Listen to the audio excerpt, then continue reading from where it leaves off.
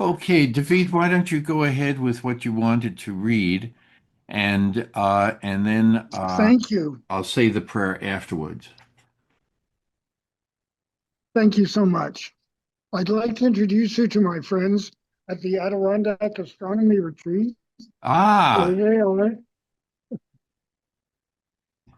This is, with the possible exception of my Torah study friends, the most intelligent group of people I had the honor of dealing with.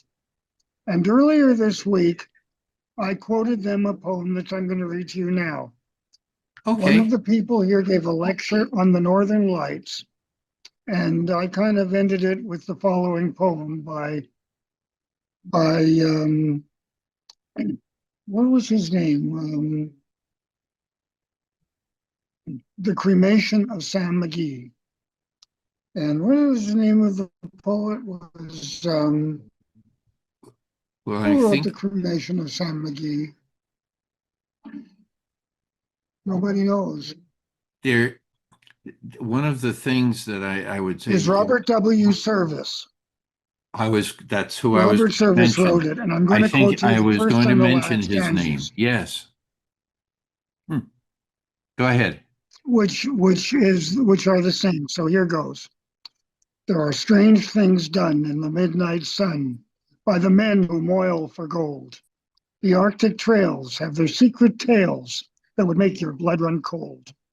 The Northern Lights have seen queer sights, but the queerest they ever did see was that night on the marge of Lac La Barge I cremated Sam McGee. Yes. Just wanted to share that with you.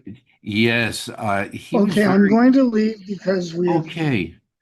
Okay, well, you have fun. Enjoy it, David. Thank you Okay, very thank you, much. and I'll see you. I'll call you when I get back. Yeah, be Take Thank you, well, care. Amy. David, be Okay, well. thank you. Anyway, Robert Service, if it, his poetry is tremendous, and if you've ever been in the areas about which he writes, like I was in Alaska, and he talks about Alaska and Canada a lot, and it just phenomenal writing. So it's some of it's fun, like this particular piece. So I highly recommend that. So uh,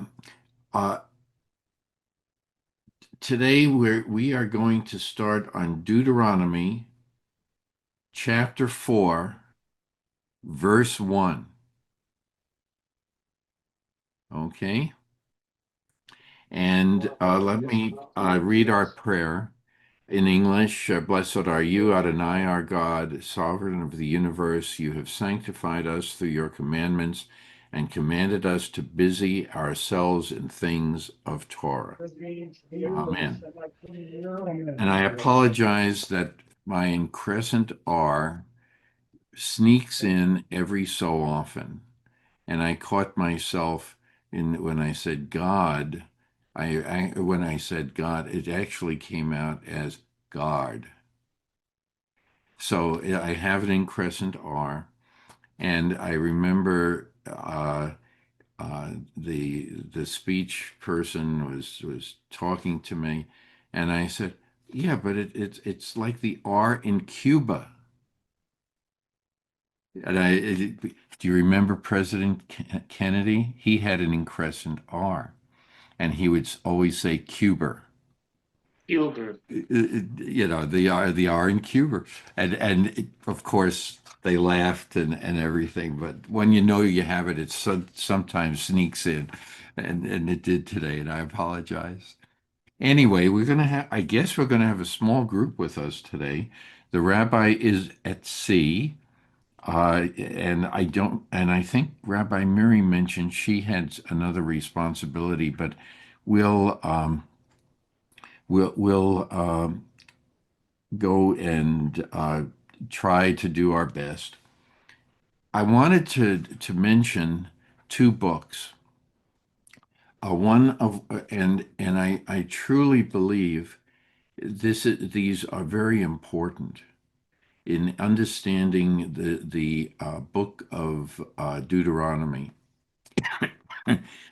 Excuse me, because because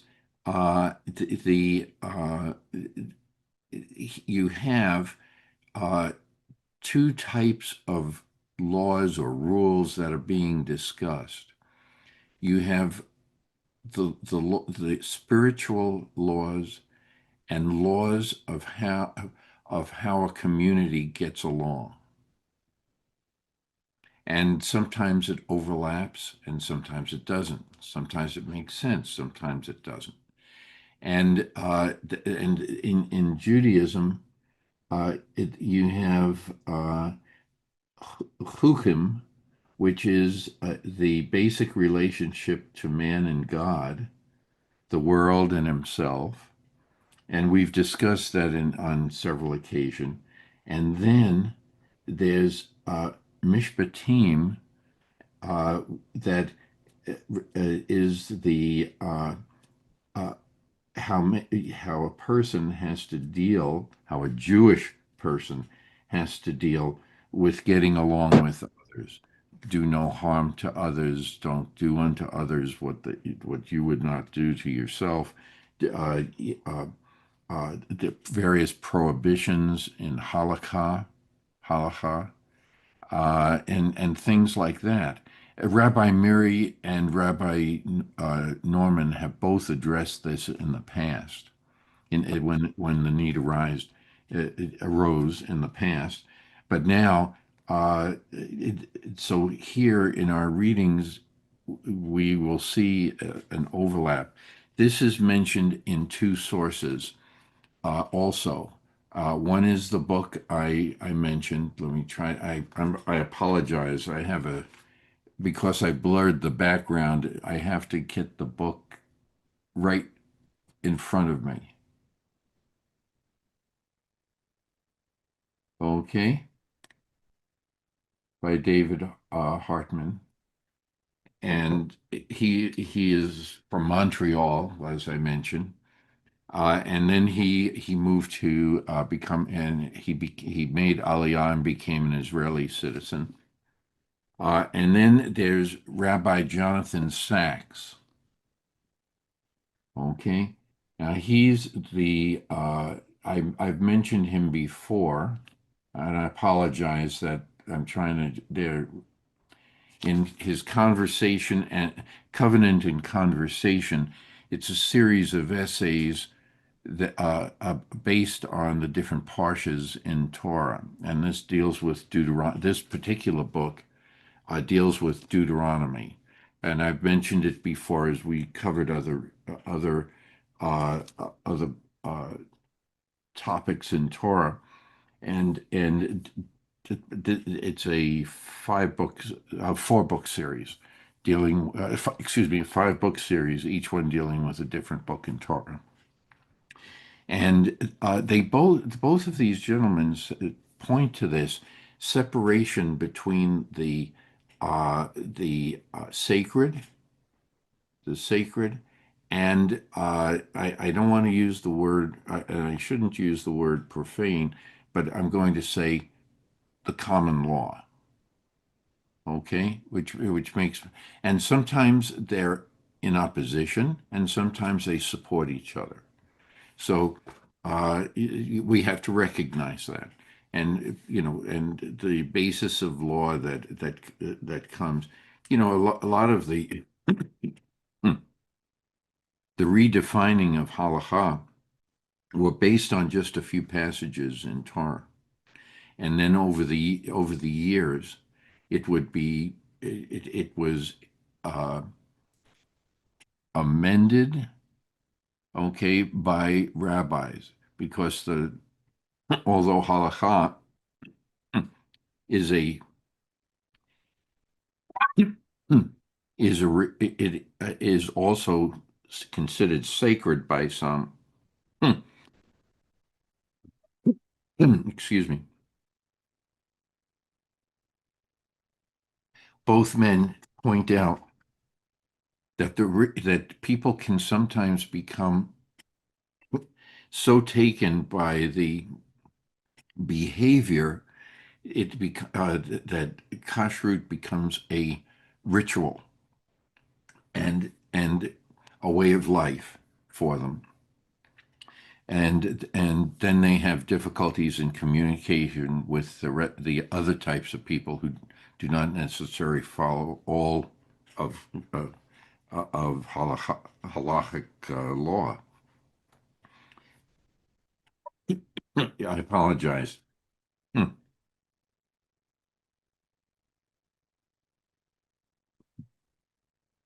Well, anyway, so so we will sometimes come across that in our reading of this, today. Yes, Michael, please. Uh, I was talking to somebody yesterday uh, about not exactly the same, but there there is for me some similarities about the spiritual and the regular. What you were talking about the Mm-hmm. crossover, Sure. and just to bring it up to what's happening today, or what's been happening in Israel for a number of years now, with the exchange of a prisoner uh, from Hamas or the West Bank, and Israel releasing 1,000 criminals from their prison. That exchange from one to 1,000, and it's in the Torah that to something effect that to be done, and my the discussion with somebody that we both know, Marty. That's the people know, and so he agreed with me that that has to change. And sometimes when this has been a problem for Israel to stay strictly to what's in the Torah. Has kept Israel down, and the oppressors of Israel know the Torah. They know things Yes. about Judaism, and they use it against them. They Mhm. don't believe what Israel, but what the Jews believe. And Okay. this has to change, I believe, and it was agreed with me from somebody who's very knowledgeable and uh, intelligent of the whole thing. So what you were just saying brought such a real interest because I was just discussing a similar the similarities to what you said. Yes. Personally, I would say one for one. Right. We consider the that each one of our opponents have the capacity to be uh, future leaders.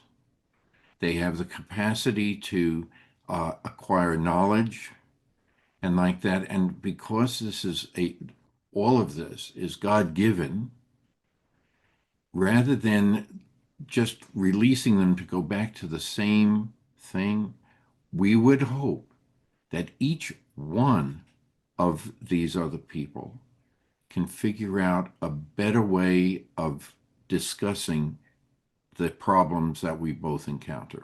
One for one is what I Yeah, was what I said. That's exactly yeah, what you did. So one for one. yeah. And I think And if they took this approach, it changes the dialogue. It gives the other side and the opportunity to see that yeah, they could do better if if they got the education necessary, if they did things. see You the know, problem, yeah. The that's right. problem is the other side doesn't see that as a goodness, as decency. They But see the it as message weakness. that's right. But the It's seen message, as weakness, not that's something that's godly and such a right thing to do. They don't see it that way. right. Well, anyway, we're taking up too much time with Yeah, this discussion. I apologize. But and I understand there are a lot of things on everyone's mind, with regard to what's going on in the Middle East. but we do want to get back to Torah study, and it's easy, and I fall for this all the time. Part of me wants to talk about these issues, and part of me wants to get back for the reason we're meeting. So let's get back to this, and uh, Amy, do you have a book that you can read from, an English translation?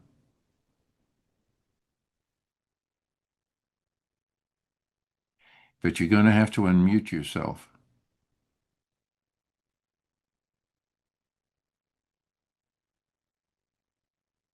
No, I don't think she's muted. I think that she's having just trouble with the computer. Is are you muted? Oh, she Okay, is. unmute yourself. You can't? Okay, okay. Anyway, Michael, maybe you can do the reading. Just read verses 1 through the end of 4. And now I'll do what I can, Marty. Sure, I It's appreciate that. it's certainly. And now, O Israel, give heed to the laws and the rules that I am instructing you to observe, so that you may live to enter and occupy the land that the Lord, the God of your fathers, is giving you. You shall not add anything to what I command you or take anything away from it. But keep the commandments of the Lord your God that I enjoin upon you. You saw with your own eyes what the Lord did in the matter of Balpur, that the Lord your God wiped out from among you every person who followed Balpur, while you who fled fasted the Lord your God are all alive today. Thank you. Thank you. One of there are several things that pop out here. And I'm going to ask if anybody, did anything come to mind as to what Michael was reading? I'll be right back. Okay, Amy. Anyway, so Suzanne, are you there? I guess she hasn't come in yet. She just is still setting things up. Michael, what you just read, does some of it sound familiar? Yeah, I'm going over it, and so I'm trying to answer your question, but I'm at a bit of a loss for the moment. Okay. So I'll start out, I'll start bringing some ideas to the fore, and then everybody can pick up on those as we go along. And in verse 1, uh, uh, Moses is saying to the Israelites, give heed to the laws and rules which I am instructing you to observe. So that's the first part for us to discuss. Why is this important?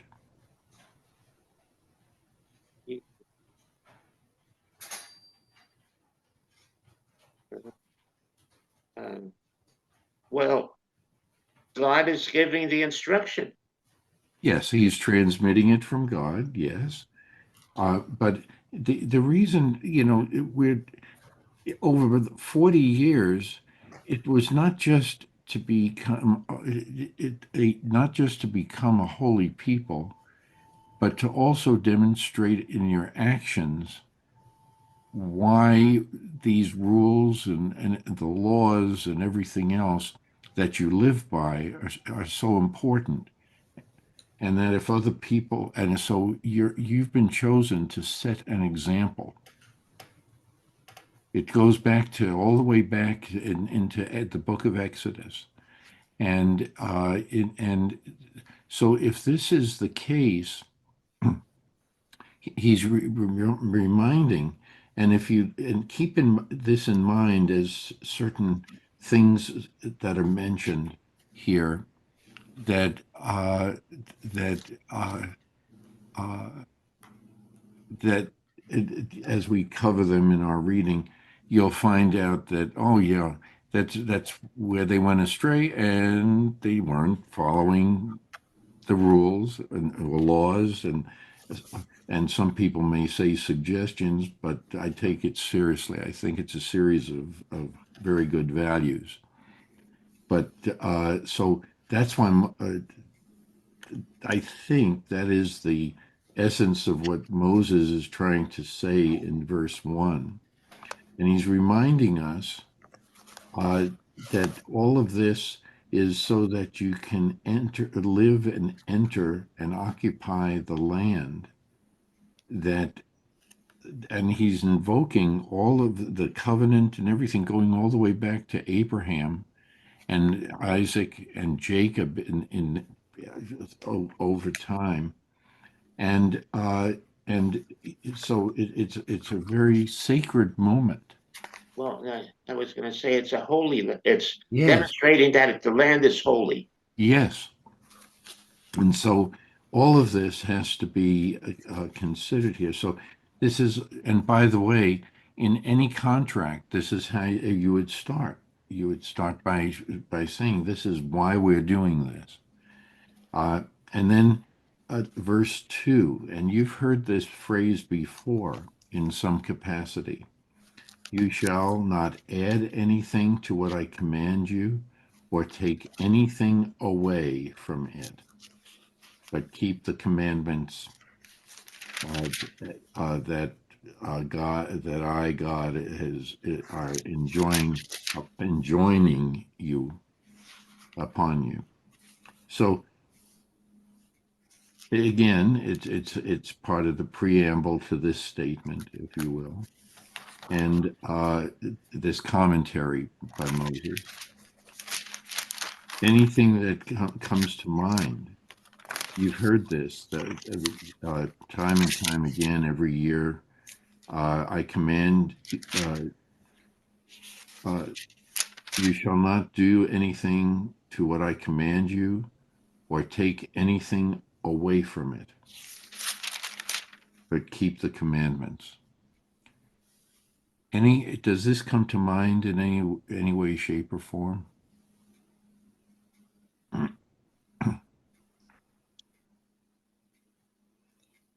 Marty, Yes, go ahead, Amy. this is off topic.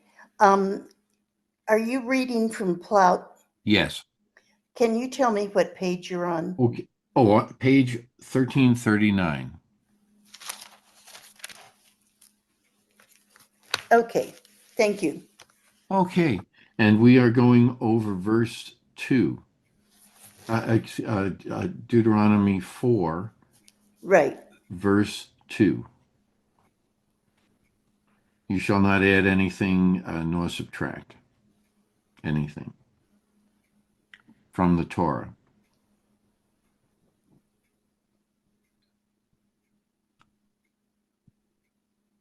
Now, so what happens in later years when you have Talmud, Mishnah, Gematria?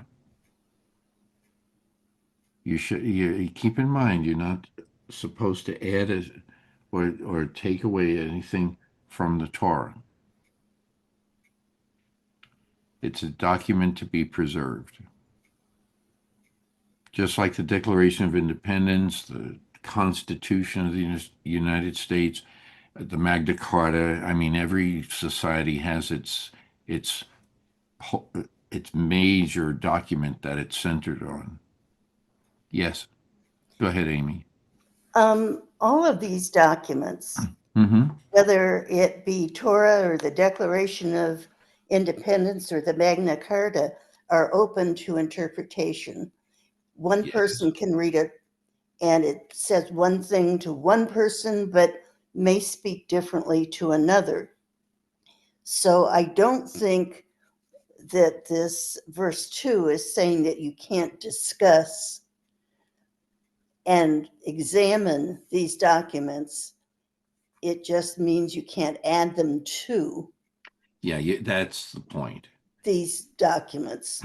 And it actually, this is holds what you just said holds true, because we see in Talmud that you have different opinions being raised about the interpretation of the original document. Yeah. The original document has never been changed in 2,000 years. So, and maybe a bit more. But if you think about it, uh, that document is sacred. That's Torah. The other books of the Tanakh, we still hold in high esteem, but it's man's interpretations of what is in Torah. And so when you keep that separate, Amy, you were right on target. In every generation, the world is different.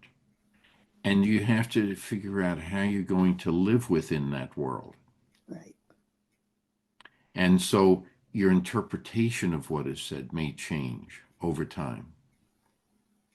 And it may come back again to the original document, but it may not, because things are different. The world, you have to figure out for yourself how you're going to fit in. Is it okay to fit in only if you go to services and read Torah? No. Or you're going to let those influence the way you think and how you handle events in the world within which Judaism is trying to function. The Torah is much more than just attending services. Right. It is God's plan for our life and needs to be put into practice aside from services, including services, but Sure, not including services. That's the point. not And exclusively during that's right. services. Because there are those people that, and we all know people like this, who they say the words, but they don't live them. Right. And I think that's another way of saying what you're getting after. And it, it, it, there are a lot of temptations in the world. And by the way, if you, that's why I think this book, A Heart of Many Rooms, is very important for people to understand not only Judaism, but also Israel, because they have taken in people from, and I'm paraphrasing what's in this book.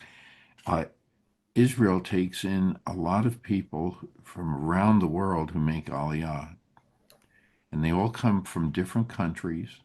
There are different customs, different ways of doing things, and they have a heart. You can't impose upon them that there is only one way to do it, Mm-hmm. but you can show your faith and your Jewish faith, in other words, by at least going to temple to discuss the Torah, discuss the rest of the Tanakh and other books of learning, and this has been discussed also by Maimonides and other Jewish scholars, and it's like a give and take throughout history. But they all say the question is, which is more important, study or doing? And most of the people say study, Mm-hmm. but it's really a combination of both. Both, yeah. It's the You have to, application, you want that, it's the application of what you learn right? to do, and because that's going to influence the way or the manner in which you do something. And so I think that it is those are very important concepts. So it's a combination of both, and as each day you may have to emphasize one a little bit more than the other. You know what I mean? It's not a steady state all the time. Yeah, but they're both present. They're both present. So you have to be mindful of not only of your sacred text, but also with the large body of law that within which you have to live in that time and place that you find yourself. So these two gentlemen say things much better than I could ever say. But this is what we're reading here. And over time, you'll see this. Yes, Michael, I'm sorry for interrupting. That's okay. See, Israel demonstrates they are not an oppressive uh, country by allowing others to come in regardless of their practice. Mm-hmm. That's See, very true. the countries around them, however, are very much different. Yes. They demonstrate that their oppressiveness, Mm-hmm. and it's what quite remarkable that the rest of the world does not recognize, refuses to let me put it that way. They refuse to recognize that. Mm-hmm. So I think that it's a very important comment that you made, and it's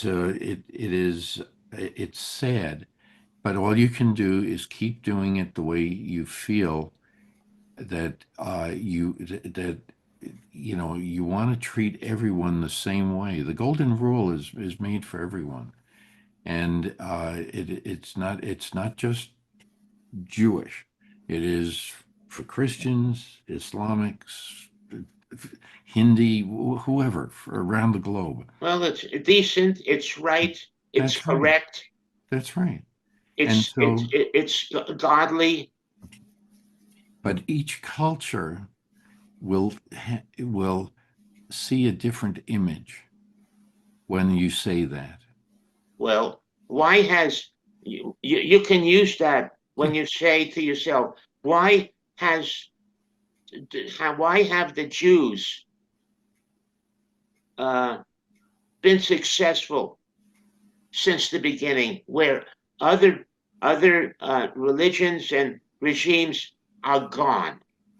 Well, actually, you hit the nail on the head again, because the original document remains the same, but the communities had to learn how to adjust in the diaspora to wherever they wound up.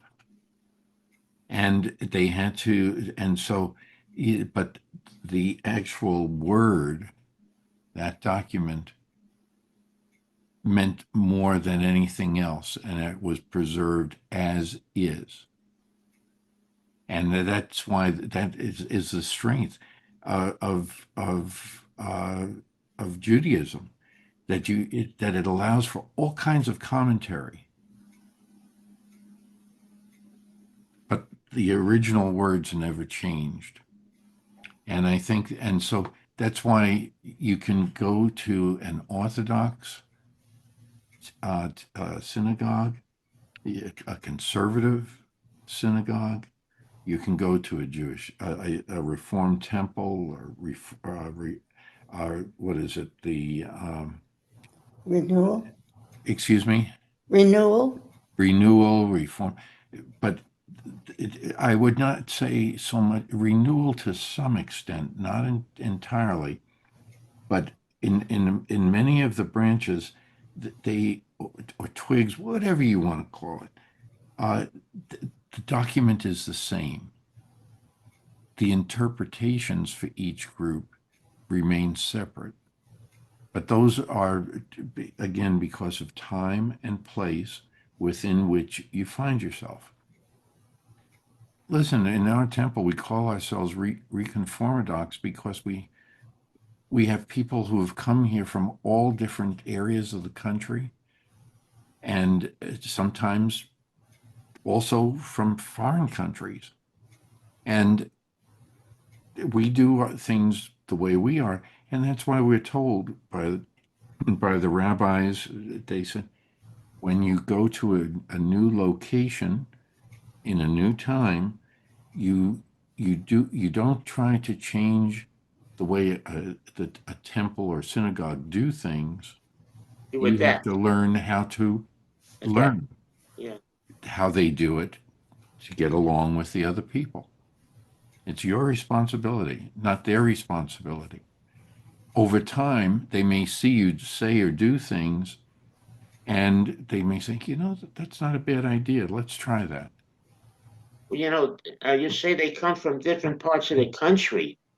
It's not. I see it as, and you're right. They do come from different parts of the country, but Mm. that's not why. That's not why they are uh, coming with different ideas. I mean, a different look at Judaism.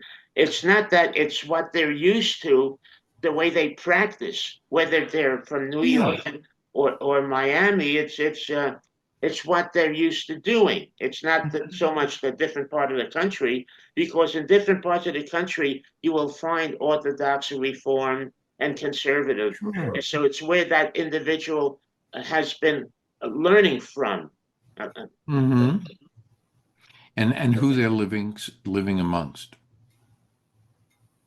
because you have to take into the fact that all communities have people that are quite varied from where they came, and they're going to add influence as to how and what is done at a temple over time. If Those we, of, those it, of us that were here 20 years ago yeah, can certainly say what we're doing now is totally different. see, here in Green Valley, we have one temple, which is highly reformed, the Reconstruction, whatever Mm-hmm. you want to call it. But that's the only place for a Jew. However, if there was, let's say, this plus there was a conservative synagogue, speaking for myself, I would be in the conservative synagogue. That's And where I would several be. I wouldn't others, be. would do the same thing at the Yeah. temple. And so, That's right. since this is one choice, and I am no longer able to go into Tucson Yeah, as much as I can, like I did 20 years ago, that's because it's right. different for me now. So I come here and I go, pardon the expression, I go with the flow. Yeah, you have to. I mean, Yeah. that's just Yeah, I have no choice. yeah. Otherwise, you become very secluded, and that's not healthy either. So these are little trappings that you have to always be on guard for. Well, what about verse 3? Why do you think Moses mentions Baal Peor? What happened in Baal Peor? Do you remember in the book of Numbers? You had different attempts to fight the Israelites. You had deception. Okay, that's the story of Balaam. Okay, and you had warfare, and you had those people who didn't heed God's command, and people, and they started doing things in the manner of uh, how they used to do things in Baal Peor. So it is so there are different ways in which you can deceive yourself, or you can be deceived by others. So by following the rules and the law, setting the example for your children and your children's children, then Yeah. you've done your job. Okay, so uh, so those who remained alive to this point in Moses' life, those who they held fast to the faith, the hope that there will be a better future. And yeah, I just think that this is a very important paragraph because it really comes down to the essence of who we are. Well, I see it as God is saying, if you follow my law, you'll be Mhm. okay, Yeah. more or less. Yes. No, that's a good way of putting it. Yes, Amy. Well, I agree with Michael. I love the fact that you hold fast so that you may live. Right. That's right. All the different examples, whenever there were major problems, the people didn't live. You can take it figuratively, and that's very good. But they were also ostracized. If your job was to also ostracize those who don't follow the rules and like that, you point it out to them. But if not, you don't want to have anything to do with them. And in some cases, they were just banished. It we had that discussion in the book of Exodus and in the book of Leviticus and in Numbers before. Anyway, any further discussion of that first paragraph? Well, let's go on with verses 5. Let me see. Sue is very helpful to me. She got me a book stand, so I don't have to bend down to read it. I can just turn my head. There's not enough room for me on my desk where I could put it between me and the computer. Then it wouldn't look as if I'm always looking away from you guys. Why don't we read 5, all the uh, 5 to the end of 8. Amy, would you care to read? See, I have imparted to you laws and rules as the Lord my God has commanded me for you to abide by in the land which you are about to invade and occupy. Observe them faithfully, for that will be proof of your wisdom and discernment to other peoples who are Who on who on learning of all hearing these? all of these laws will Right. say, surely that great nation is a wise and discerning people. For what great nation is there that has a God so close at hand as the Lord our, let me turn my page, God, whenever we call on him? Or what great nation has laws and rules as perfect as all this teaching that I set before you this day? Okay. Any comments? Yes, that that points out that besides the importance of study and knowing God's will for you and applying it to your own life, that you bear the responsibility of influencing others, that they might understand God as more like you do, Yeah. according to your precepts. Yeah. You don't necessarily have to force them to see it your way, but by setting Right. the example, that's going to do it. So if a parent or or any leader says, this is what you should do, but doesn't do it themselves, you don't get the message because they're not doing it. You have to say it and do it. Yeah. And that's why we started out with this discussion, how critical it is to not just learn it, but pass it on by doing, showing how it comes into action. It's okay to read, visit the sick, okay, and look after the poor, but when people see you doing that, they get the message better than if you just tell them to do it. So I think that this is another way of putting it. That's all. Yes, go ahead, Michael. I think by your face, I thought you were going to say something. No, I'm just having kind of just the dryness in my eyes is just Oh, it's just really bad, and I apologize. I don't you know. need to put more drops in them. Oh yeah, I mean this is Do it. all night now. But I don't want to be uh, a pest getting back and forth. It's Don't you worry about it. We all understand. Michael, take your drops. Yeah, that always comes first. Always comes first is reasons for health and like that.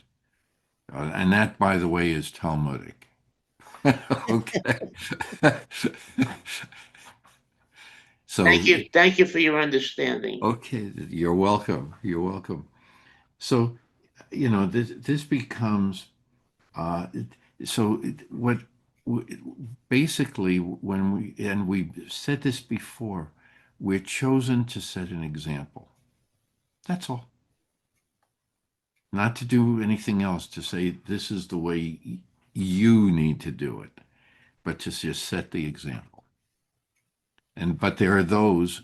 I had a discussion with another one from a philosophy class this morning, and I was saying, well, these are okay, but if you let your ego get in the way, and you start to say, well, it's okay for everyone else to follow these rules, but I have a reason that I don't have to follow them. Prisons are full of people who think like that.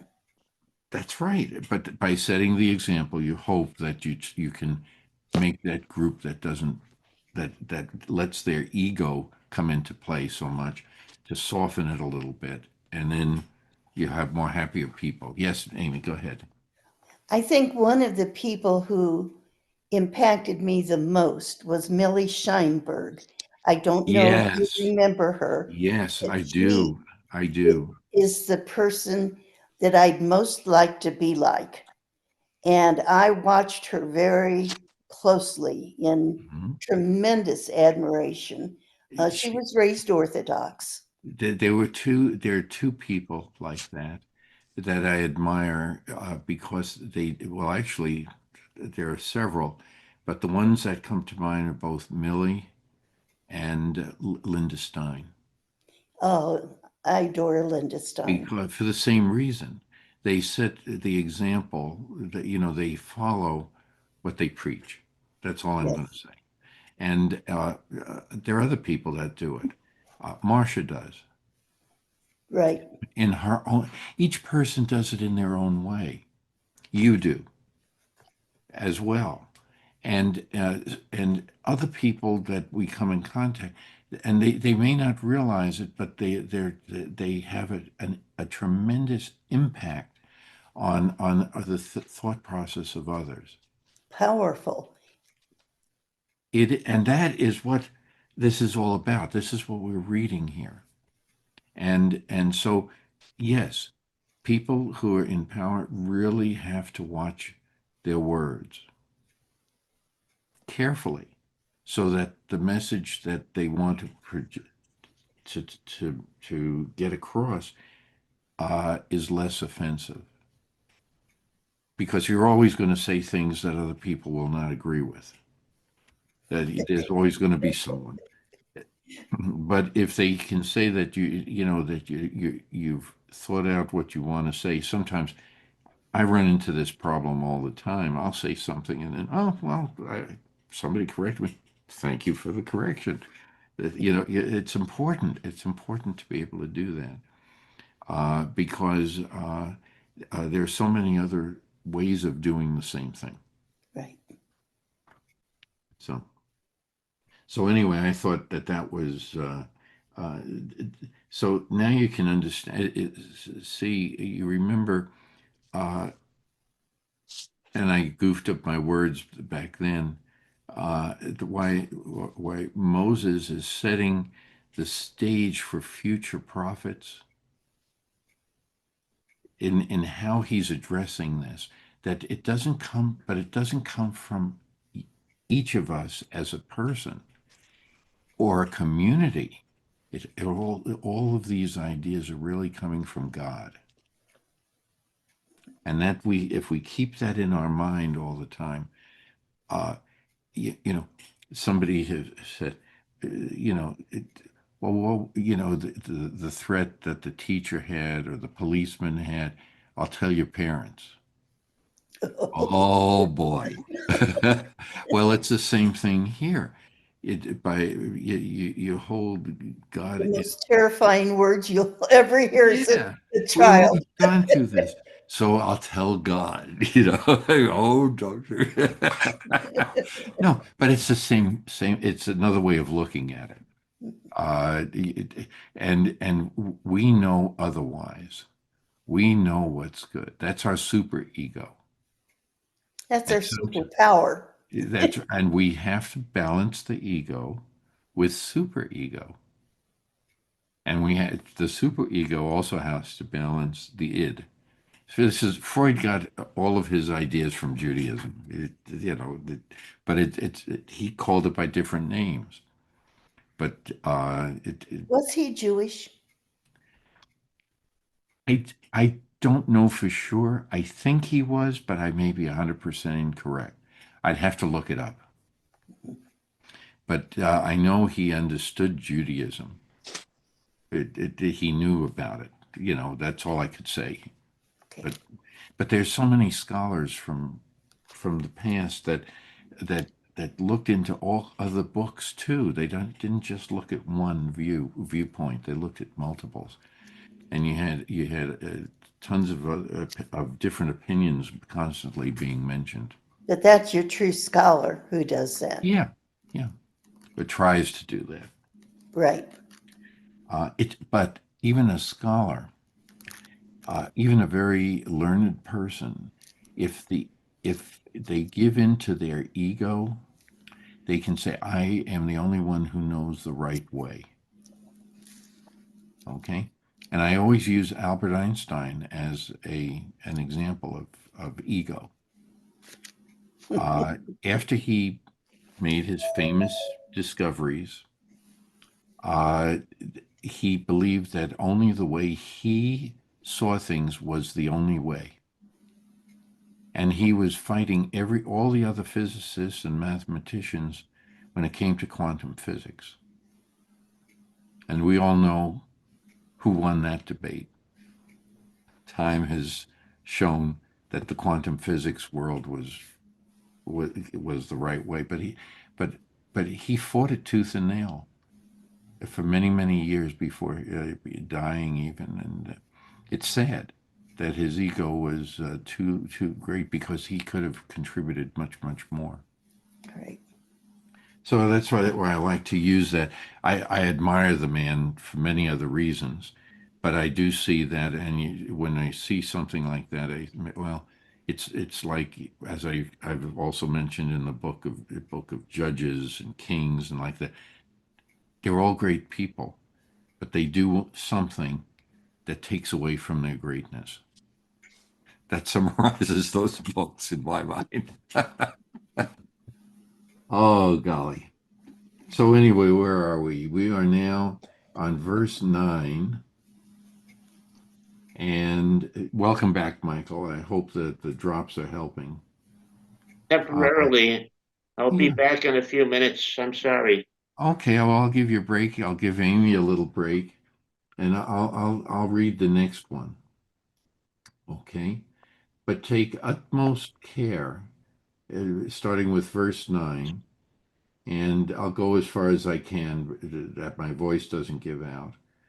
But take utmost care and watch yourselves scrupulously, so that you do not forget the things that you saw, it's my emphasis, with your own eyes, and so that they do not fade from your mind as long as you live. And make them known to your children and to your children's children. The day you stood before the Lord your God at Horeb, when the Lord said to me, Gather the people to me, gather the people to me, that I may let them hear my words, excuse me, in order that they may learn to revere me as long as they live on earth, and may so teach their children. That's where I have to stop. My body's telling me something. So, what do you take from verses 9 all the way through the end of 10? Well, that's a theme that we've heard before. It repeats Yes. throughout Torah. Mm-hmm. That you don't keep this information to yourself, but you teach it to your children and grandchildren. It's an obligation. And that's what I'm in the process of doing with my grandson. He is, just as an example, he is showing signs of maturity, and I always say you're becoming a man, and it helps his ego develop that, etc. But I wanted to show him that there are two sides to things. There's the scientific side of your brain, and that there's also the philosophical side of your brain. So I said, so I give him people to read, and he takes it seriously. So I am giving him a copy of this book that I mentioned, and I said, please discuss it with your rabbi, because he is finding his own way into the other side of his life, the more spiritual side of his life. And I wanted it, so I'm trying to support that part, because uh, by doing this, by having this discussion, he will see what he can agree with and what he can't. He'll get another idea, another way of looking at things. Mhm. And then through discussion, you find, oh, there's something I didn't think about before. And he's starting to show that too. He's taking what we It's talked about and taking it one step further on his see own. what Yes, Mike. what this is showing me, that this is to be taken on a very serious level, that you do not stray from my laws and my rules. And this is shown throughout Judaism, throughout the ages. Yeah. You can see it, for example, with the mezuzah that's posted on your door, Yes. you know, that mezuzah, and it's on your gates, on your doorways, and it's in your forehead. The It's in your very. phylactery and binding your arm is That's right. It's also all. part That's of the why. ritual That's why process I of doing that. pointed to here, That's right. because you wrap yourself with thrillin. It's called thrillin, Right. and all of these are they are simply reminders. They're all reminders to keep the religion, keep my will, keep my laws. And Yes. then it goes on to say, teach it to your children and your children's children. Mm-hmm. And so it should be ongoing, and and especially in the reading of the Torah. At when you come to the end of the Torah in the Orthodox, you do not, in the same breath, you go back to the beginning. Beginning. That is You do correct. not stop. So it's all about a constant learning. Right. You don't break that law. See? Very, very well stated. And as a matter of fact, this is just, that's why I feel this portion of the book of Numbers, we're going to come across others that are important too, but this is one of the important passages I feel for me. Others may feel others more important and like, and that's fine. But for me, this part tells me who I am as a Jew. Do you understand? I don't know if I'm getting the message across. This is what for me. And other passages will say, "This is who I am as a person." Do you follow what I'm getting after? Okay. And so that's why this whole book is going to be very good, and we'll see ourselves from period as we read these passages. We will see little segments of what we read pertain to us inside each of us, how how we look at things, how we behave, what we say, what we do. Is it reminds us of all of this. That's all. But so is halacha a ritual, series of rituals to remind the doer that way, or does the ritual become a way of life, or is it both? I don't know. Take your pick. So you'll see how I like to tie in what we were speaking about before. It depends on the individual, Yes, how the it does. individual is going to respond. That's right. And it's a very, and I think that's what I find the beauty of the religion is being able to question and discuss and everything. And, you know, that, that to me means everything. To me, that's, and I thank my parents for instilling this in me. So, anyway. Amy, would you be able to read verses 11 through the end of 14? You came forward and stood at the foot of the mountain. The mountain was ablaze with flames to the very skies, dark with the densest clouds. The Lord spoke to you out of the fire. You heard the sound of words, but perceived no shape, nothing but a voice. He declared to you the covenant which he commanded you to observe, the 10 Commandments. He inscribed them on 2 tablets of stone.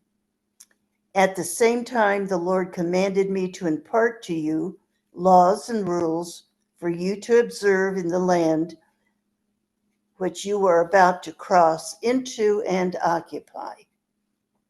So again, it's mentioning it again. That there are uh, two ways of looking at this. You can talk about what they're going to do, or what is sacred, or is it both? It's the same.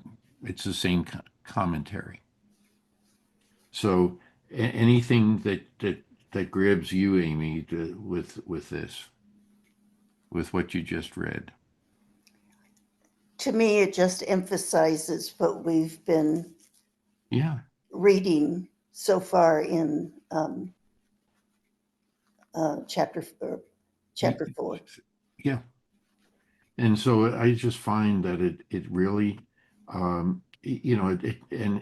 remember, Moses is saying this, so he may leave out certain things. He may say things a little differently the way we heard it before, but the intent is the same.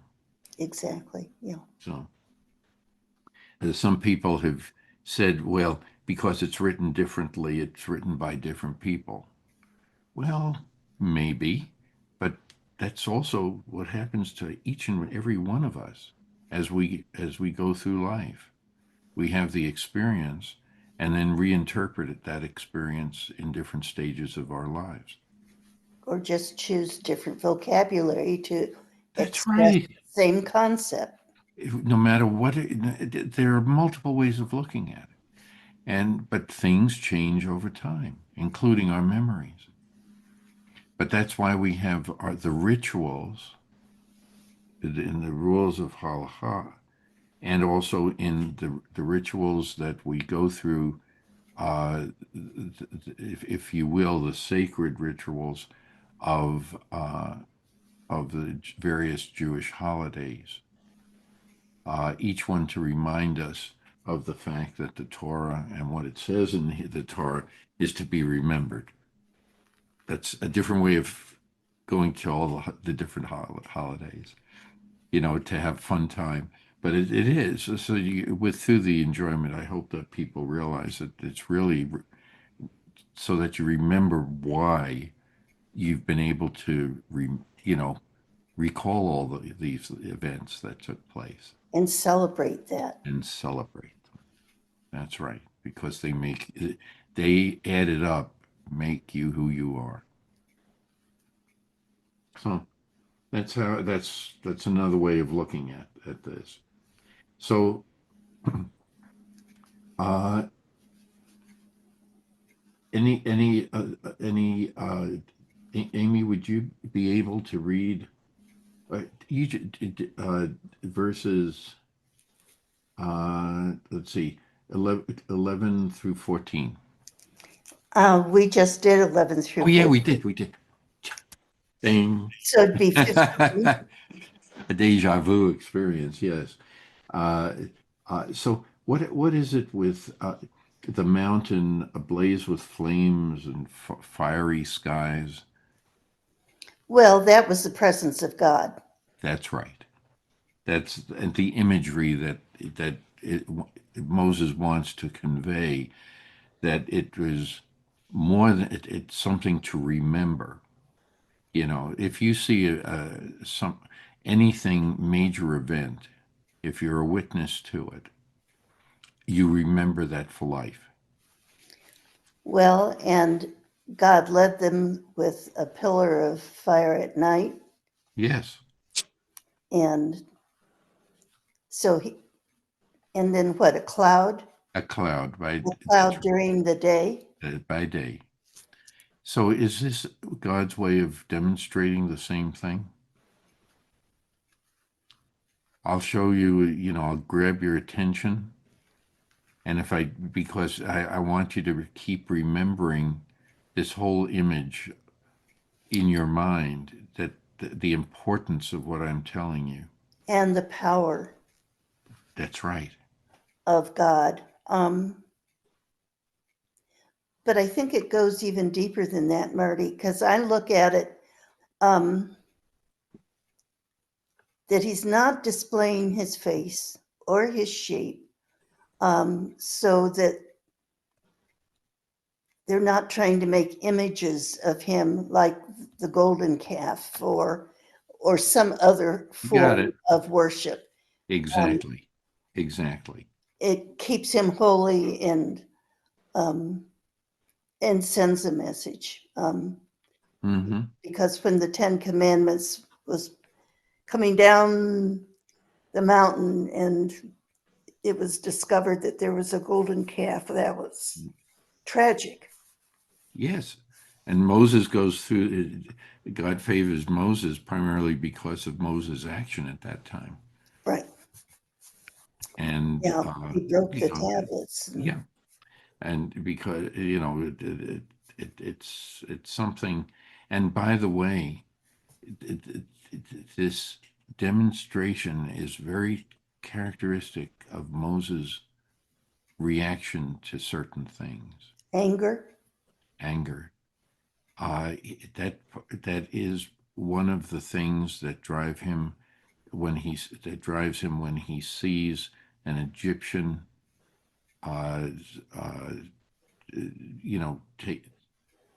beating up on a Jew, an Israelite, fiery anger. You know what I mean? And it leads he loses his ability to control his temper.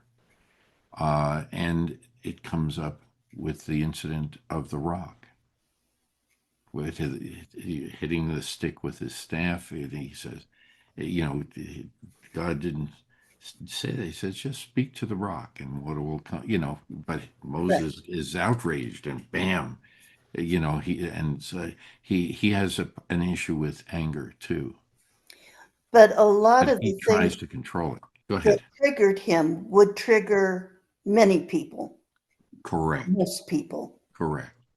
But it's there as a learning for us to look at it as a learning lesson. It's just how we handle the Right. anger that That's will right. differentiate one from another. You got it. And I think that these are important concepts to take away from that part of the story. But the other thing is, if you if Mark Rosenberg and I had a great discussion on this one time in a parking lot of all places. He had just finished teaching his class, uh, uh, trying to explain Kabbalah to people, and we got into this discussion, and we were talking about this very thing with the image that is portrayed. Do you see the smoke? Do you see the fire? Do you see both? And some people not at all. And that was an interesting discussion we had. And it became you know, I just remember it because that's what this is what I the discussion we had really dealt with this portion of Deuteronomy. And so you know, I give him credit for a lot of things. So you know, but this is one of them. And the imagery, whoever wrote this down, or who felt the need to write it down this way, did it very masterfully. That's all I can say because of the imagery. Anyway, uh, so uh, so the this line ends. You didn't have anything to. All you did was you heard the sound of words. Okay, in verse 12. Right. Okay, nothing but a voice. So here the imagery probably starts you off thinking that it is in a very strong, powerful voice, reverberating through everything. Or could it have been, as we see in other passages, that still small voice? I think it was more powerful than the still small voice. Okay. It had to be heard by thousands, Yeah. men, women, and children. So, So, uh, uh, th- uh, what should I say? Thespians know this. They have to speak with a project. voice loud enough that they can reach the back of the room, look at a person in the back of the room, and speak to them. I have that. There was a time in my life that I enjoyed acting, and but I had to learn that, you know, instead. Well, God chooses different ways to speak to us. Sometimes it's more subtle through our There you go. conscience. And you're thinking, oh my gosh, what did I just do? Or what did I just say? And to me, that's God's breath, um, his spirit imbibing you with, um, be careful. That's right. That's And then Freud's. Yeah, there's times where, not many, but where there are flames and dark sure. clouds and a booming voice. And they all serve different reasons, but they're all very important. That's right. That's perfect. By the way, Amy, that still small voice, Freud would say that's your super ego. Oh, really? It's your conscience. Well, mine works overtime, Marty. No, the super ego I must is what you have a should know super better. ego. It's what you should know better to do or not to do. And that's why it's there. So it keeps that ego in check. I always imagine it as an angel of God sitting on my shoulder talking to me nonstop.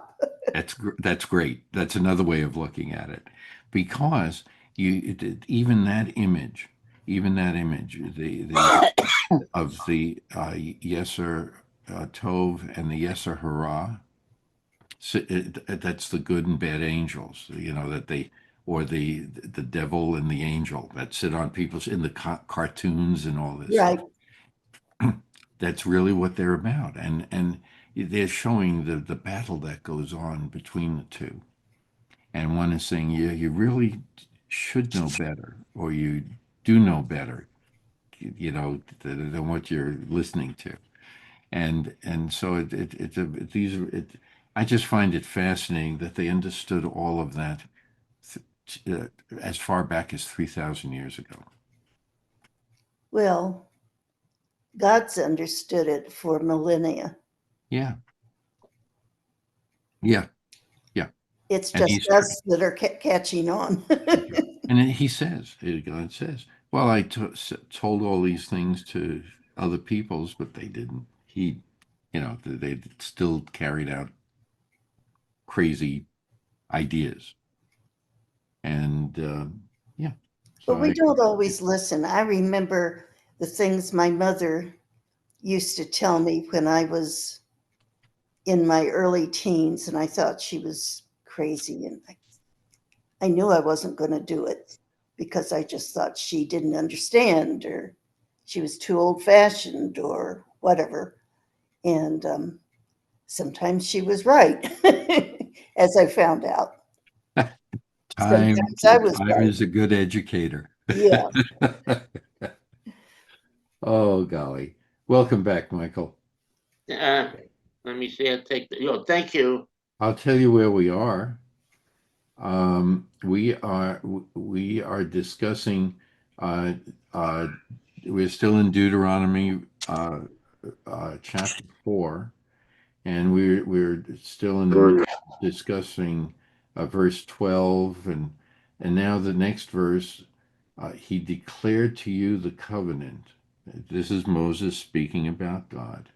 He declared to you the covenant which he commanded you to observe, the 10 Commandments, and he inscribed them on 2 tablets of stone. Okay? And at that time, the Lord commanded me to impart to you the laws and rules for you to observe in the land which you are about to cross into and occupy. Any comments about that? I think we've been alluding to this in our discussions already, but if anybody has anything else they want to add.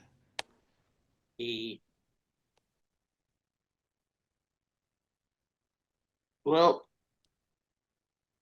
now it's official. Okay. See, in a way, because he inscribed it. You know what they say. People will say sometimes, now it's written in stone. Mm-hmm. This is where it comes from. That's why I'm saying it. Because this is he put these commandments, these absolute godly words in stone. Mm-hmm. So look at it. I mean, if you look at the totality about everything about Judaism and the laws, so much comes from the Torah. Yes. So much. It's written, because it's written in stone. That's right. So next time you go on Stone Avenue, Yeah, to Brother John's, right? remember this. I used to go up and down Stone Avenue all the time when I was performing at Brother John's Yeah, near yeah, downtown Tucson. sure. So it's written in stone, and and Arizona can prove it. There you go.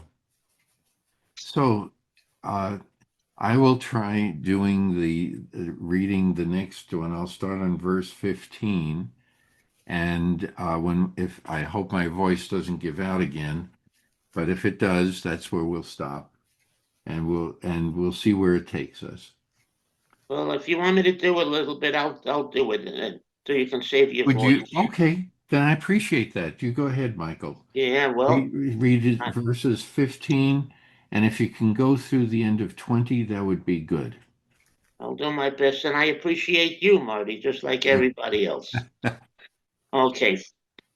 For your own sake, therefore, be most careful, since you saw no shape when the Lord your God spoke to you at Horeb out of the fire on 16, Yes. not to act wickedly and make for yourself a sculptured image in any likeness, whatever, form of a man or a woman, the form of any beast on earth, the form of any winged bird that flies in the sky, the form of anything that creeps on the ground, the form of any fish that is in the waters below the earth, especially Kefilta.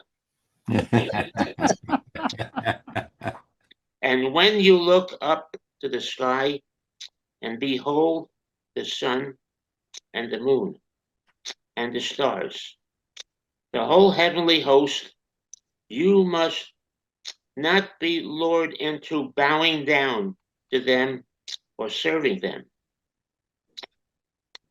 These the Lord your God allotted to other peoples everywhere under heaven. But you, the Lord, took and brought out of Egypt that iron blast furnace to be his very own people, as is now the case. Very good. Now,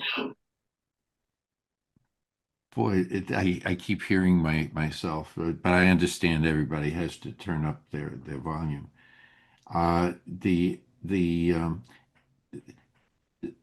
This is very interesting. So, if you can't do any of these, to have an image of God, to know what God looks like, does each person then have the ability to see God in his or her own way? Yes. Or is that a Yeah. or is that a figurative way of saying that when you know this, Well, and everybody else may have a slightly different image? well, the question for me, Marty, would be: is every individual permitted to have their own Mm-hmm. perception, let's say, of God? Okay. Are they permitted or not to even go there, not to think about it, just accept it? Moses is told, you will die if you see my face. Right. Well, when Moses went up to the mountain and God passed by, he passed by behind, not in front. Right.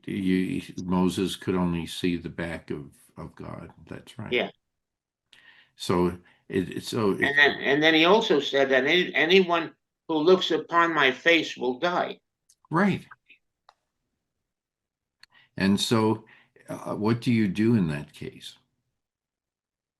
What do you do? Well, How will you find? having said that, having thought that, now I have to come somewhat rethink the fact that is each person allowed to have a concept of God?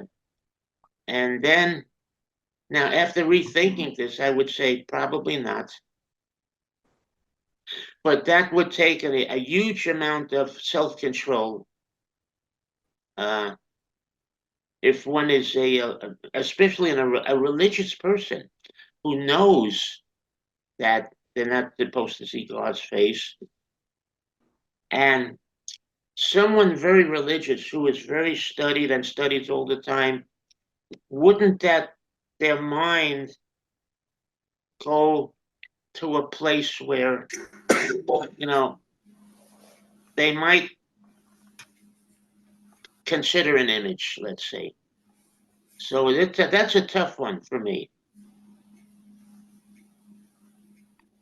But that is that's why I asked the question. It's Why you do that? I didn't do anything to you. no.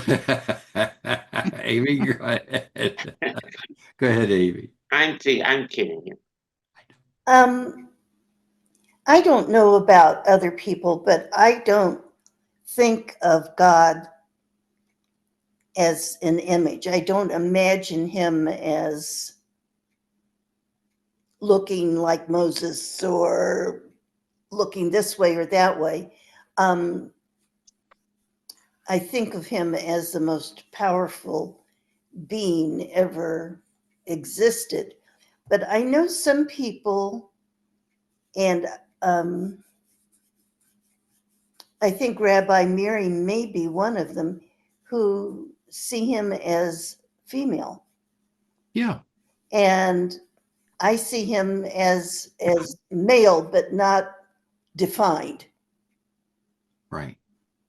Um, And if so you go around the globe, the right, images are different. It's whoever you meet, if they're black or yellow or white or green, whatever, it doesn't make any difference. They see God in their own image, and that's a trap. it is a trap. It's also superfluous Mm-hmm. because it's taking your focus off of the immense being, the immense creator. It's not really important whether he's black, white, male, female. That's right. Shouldn't matter. Shouldn't make any difference. Because in this particular case, the word is more powerful than the image. Exactly. Well, I don't see God as powerful at all because he is beyond that.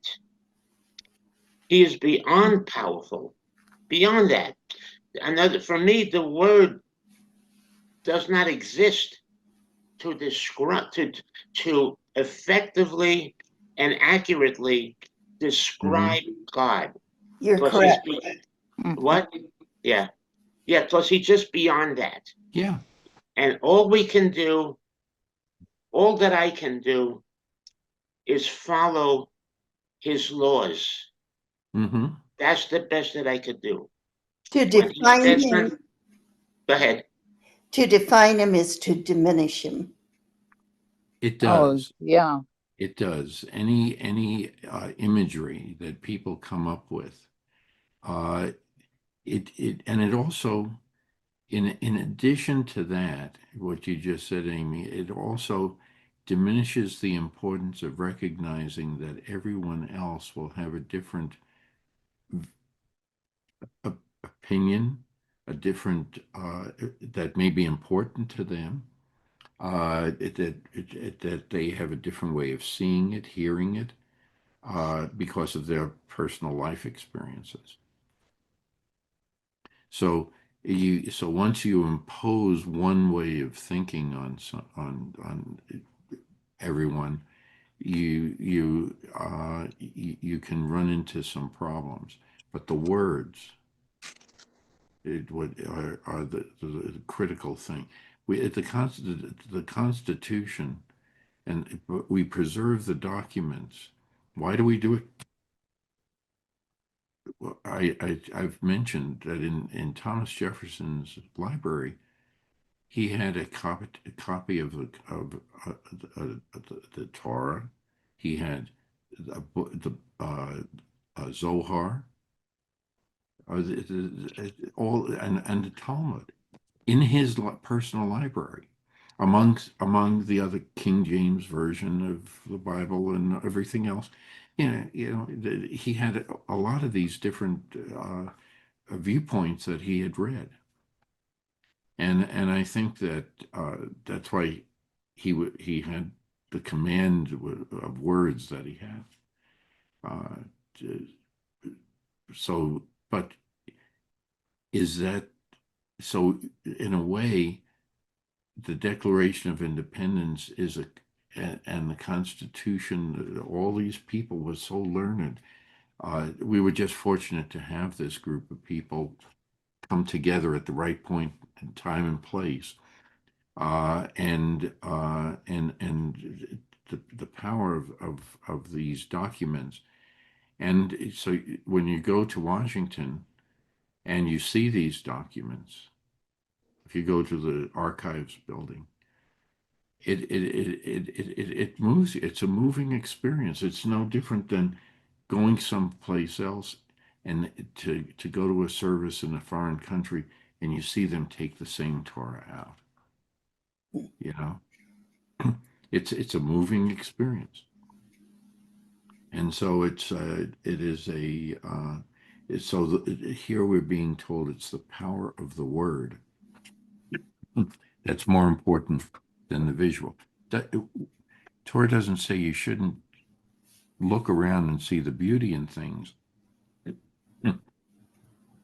Excuse me. It's when you look at this, it brings back, especially as a child learning about this stuff in school. You go and to this document, this building of documents.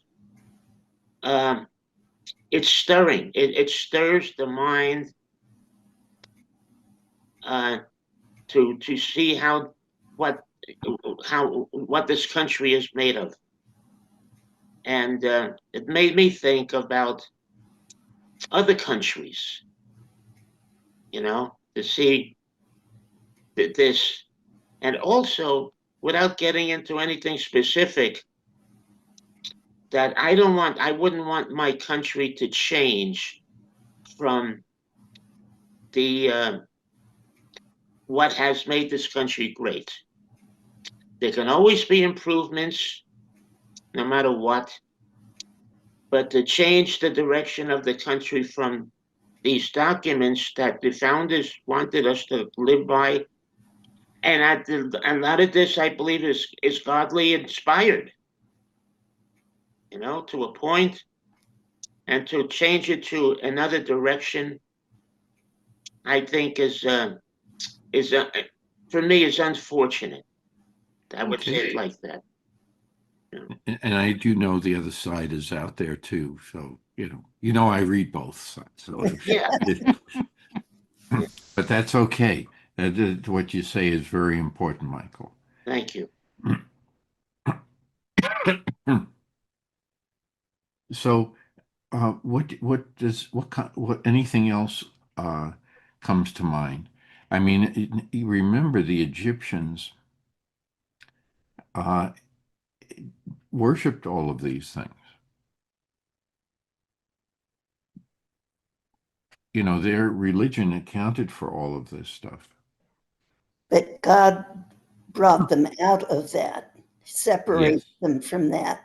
That's and he's trying correct. to remind them That's right. And there was a reason for that. Yeah. That's right. This is why, in a way, Deuteronomy is sort of like, I'm going to call it the book of remembering.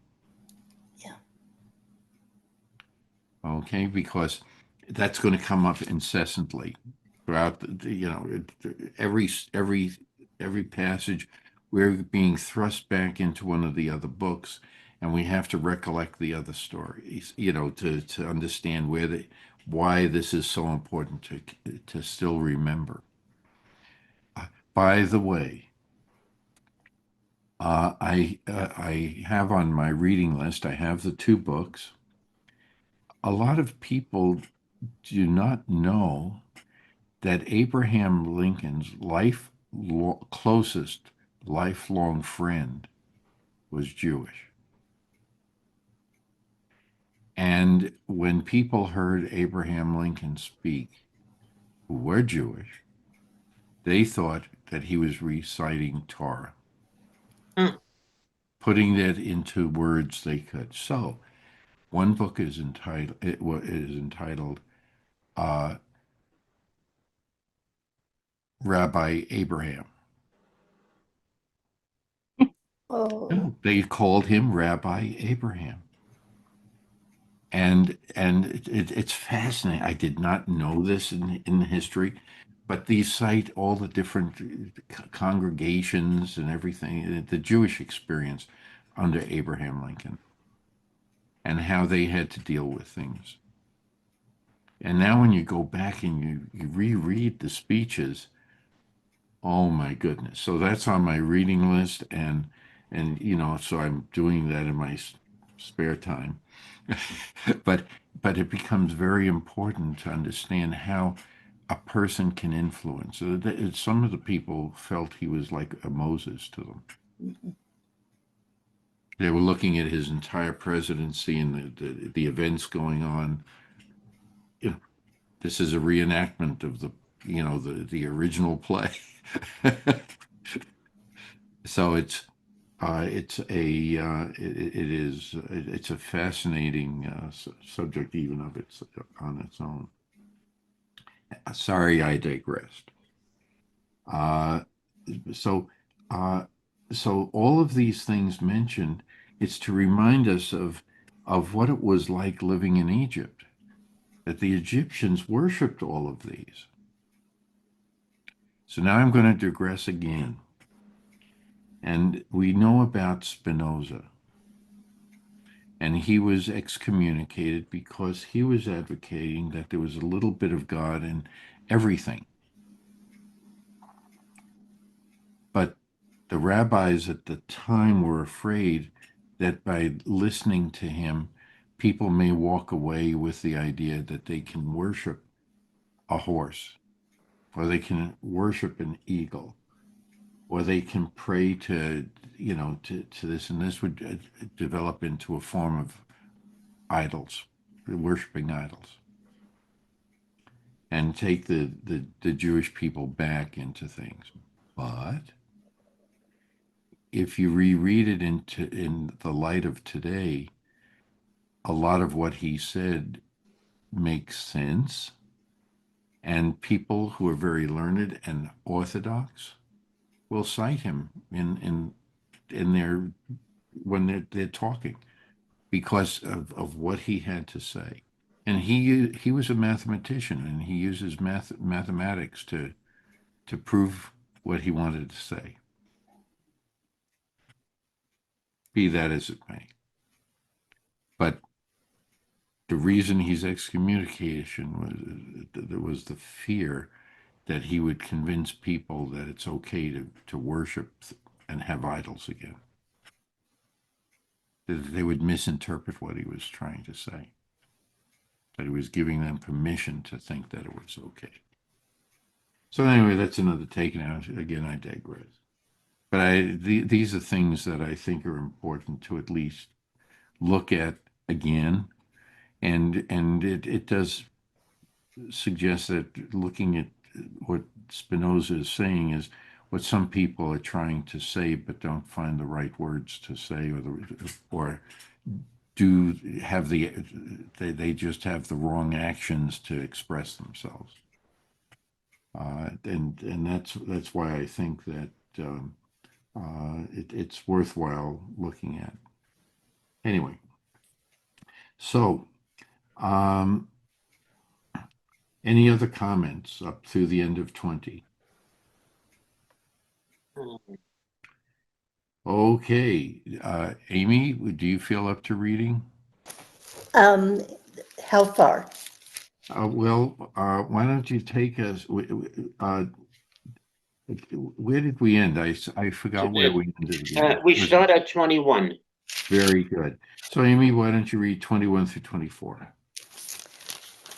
Now the Lord was angry with me on your account and swore that I should not cross the Jordan and enter the good land that the Lord your God is giving you as a heritage. For I must die in this land. I shall not cross the Jordan, but you will cross and take possession of that good land. Take care, then, not to forget the covenant that the Lord your God concluded with you, and not to make for yourselves a sculptured image in any likeness against which the Lord your God has enjoined you. For the Lord your God is a consuming fire, an impassioned God. So, again, the great imagery, uh, just from the literary standpoint, it really is good. But um, what uh, what do you find in this in verse 21? Can you, Moses is talking about the rock incident. can you hear me, Marty? Oh, yes, we can hear you, Suzanne. Oh, okay. Um, I thought my speaker wasn't working. May I comment on 21? Sure, please. I would like to say that Moses is the one that struck the rock, not the people. That's right. And yet he's blaming them for something that he did. Now, I'm not saying that they're innocent. I mean, they drove the man crazy. And I think they would have driven anyone crazy, uh, and far sooner than they did Moses. But nonetheless, he is the one that took the action, not them. And yet, I find it interesting that he's blaming them for something that he did. And by the way, you read and hear of stories like this where anyone says, "You made me do it," or or "They Yes. made me do it." Uh, Okay. So but does that excuse exonerate him? No. No. That's the thing. So when you hear people who are in prison and they say, "Well, my parents were bad and mean to me. They did this to me and that to me. That's why I had to kill them." That's recently in the news. Right. Okay. Menendez Is brother. that is that the way God would look at it? That would be exonerating? well, No. That uh, you God, follow it, but this is where why the law it says what no, it says. It's God, based on this. God, I don't think God did not get angry at Moses for striking the rock per se. What God got angry at was the fact that Moses lost his temper. Yeah. See, And it he was made not him, that's slow right. to anger. He got upset and he got angry, and Hmm. God was upset with him for taking that position. That's what I'm Correct. saying. 100% correct. But the final act of hitting the rock was not what God had told him to do. Yeah. Okay, and so for a brief moment, if you stand back from this, you could also say for that brief moment, Moses had lost faith in the fact of doing it the way God wanted him to say it. And again, this is where we started with this discussion before. This is the difference between ego and superego.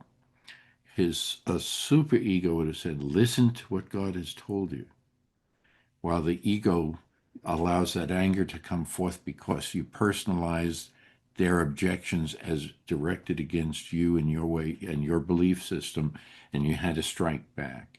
And instead of hitting the people, you hit the rock. Right, yeah. And that was the anger. And so when you put it into that perspective, you can now understand what's going on. Could you expand on that a little bit more? Um, how would God have wanted him to handle that? Just as he was told, just to speak the words, and water will come forth. And the people, he knew better. Here he knew better. It's worked before. But he made the assumption that if he just takes it upon himself to, in that fit of rage, he just goes ahead and strikes the rock. That's why God's angry with him. Thank you. And so sometimes, and that's the balance between the superego and ego. In that brief moment, Moses failed himself because he allowed his ego to drive him to becoming angry, And so even though he knew better. what that teaches and what that would teach me is not to strike out. That's another way of looking at it. Not to keep your cool, keep your temper, and don't strike out at all. Right. Because if you strike out at a rock, the next time you may strike out at a person, at an animal, or your temper may run away with you with something more more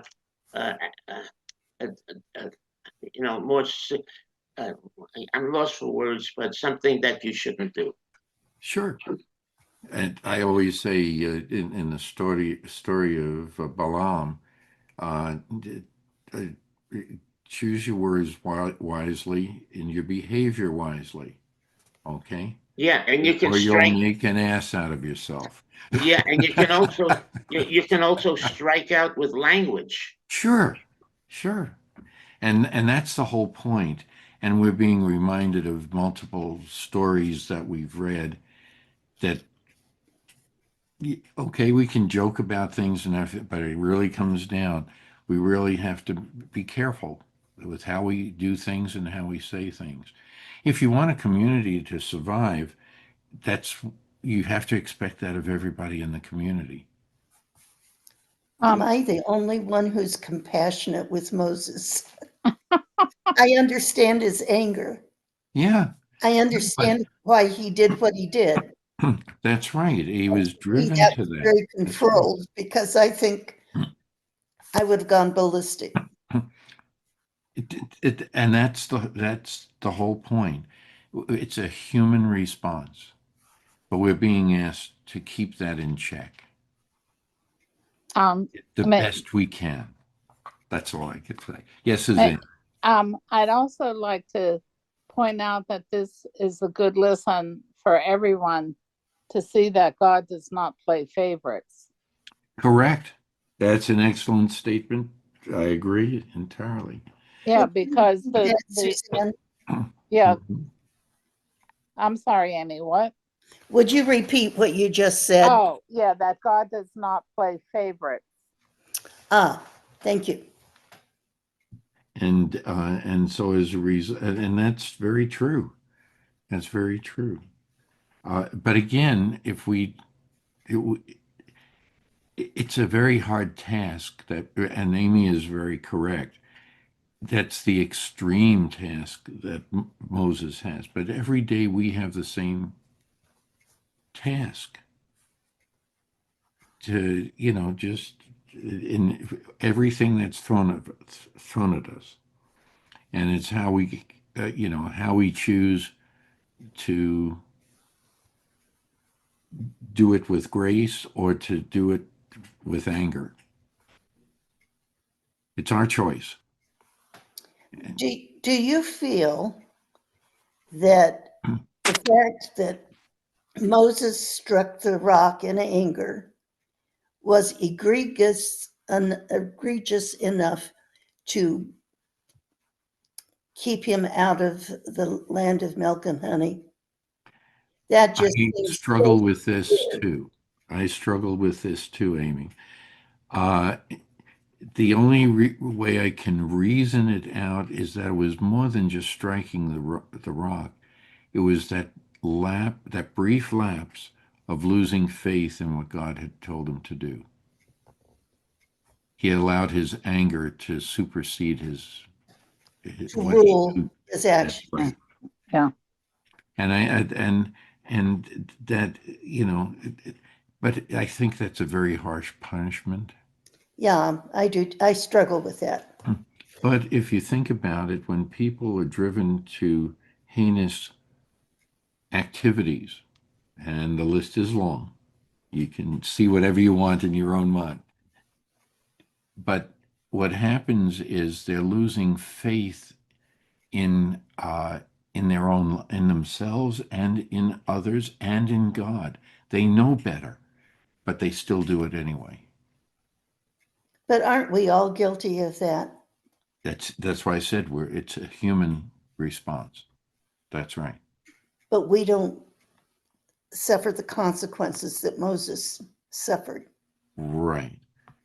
Which leads me to the discussion of messianism, which looks at this a slightly different way, because in it, do you send someone down to earth from heaven to absorb all of those negative things for all those the other people? Or do you hold the people a little bit responsible for what they've done or not done? Errors of omission as well as errors of commission. But don't you feel the punishment should fit the crime? Yes, but it depends on the mood that has been left also in God's mind. Think about that. How would you feel if you were in the teacher in a classroom, okay, and you come across this? Remember, every time Moses brings this up, he's going to be told, enough. I don't want to hear this anymore. Okay, God has a temper too. Aha. We're created in God's image.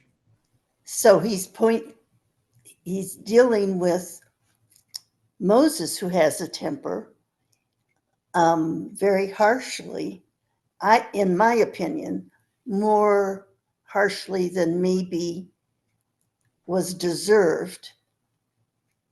However, the sages have used a phrase that the people that are most pious receive the highest punishment for their failures, their lapses, Is let's that put it that way. And that's because they should have known better. more is expected of them? More of it expected of them. And this is one of the stories that the Jewish sages have cited for this very reason, that the punishments are harsher the more that you feel that you're trying to do everything because you're going to be called upon as an example to other people. That really helps because we look at school teachers and rabbis and ministers and police officers Yeah, you name any at leader, a higher leadership standard group. of Yes. behavior And we than hold all of them to a higher standard of behavior. And when they do wrong, we have a tendency to do the same thing. put them in jail. That no, well, we want to do that. We want to hold them to a higher standard. Okay. Unfortunately, power and money can change everything. Oh, it sure does. And we can discuss all the different aspects in between, but that's what happens. That's true. When I used to teach, the need for rules and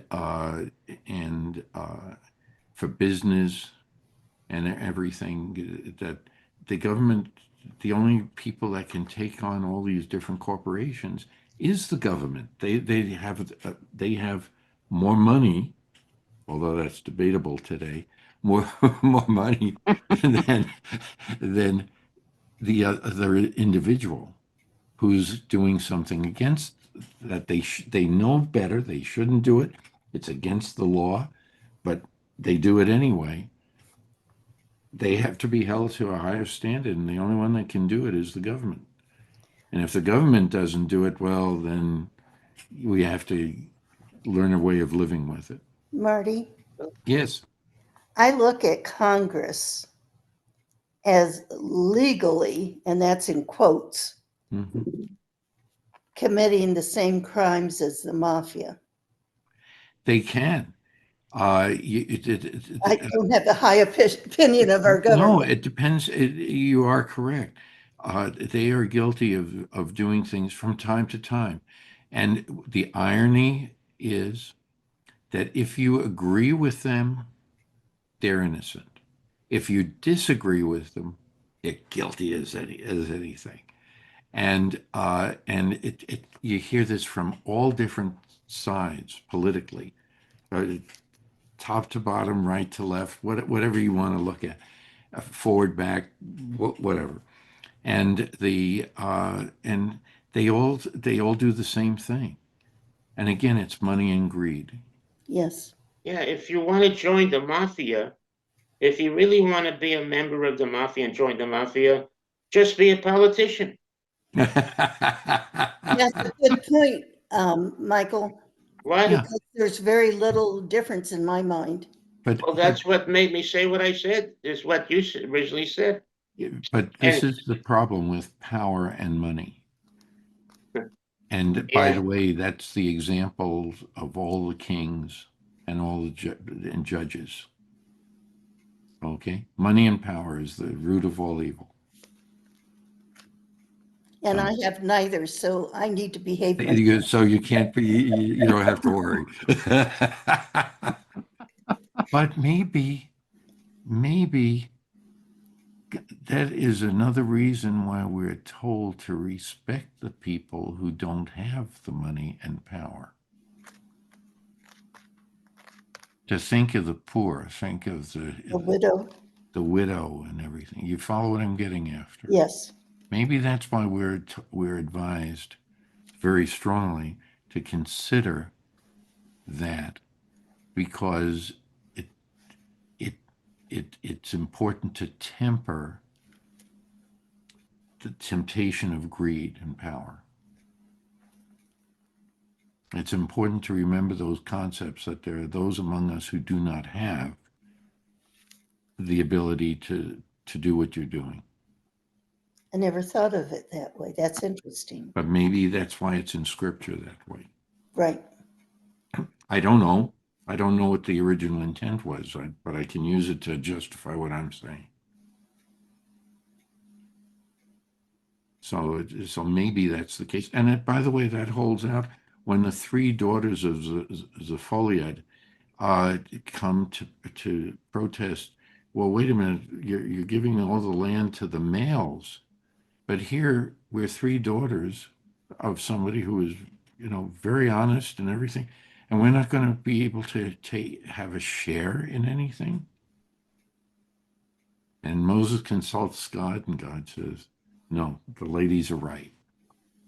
They can be given." Of course they were right.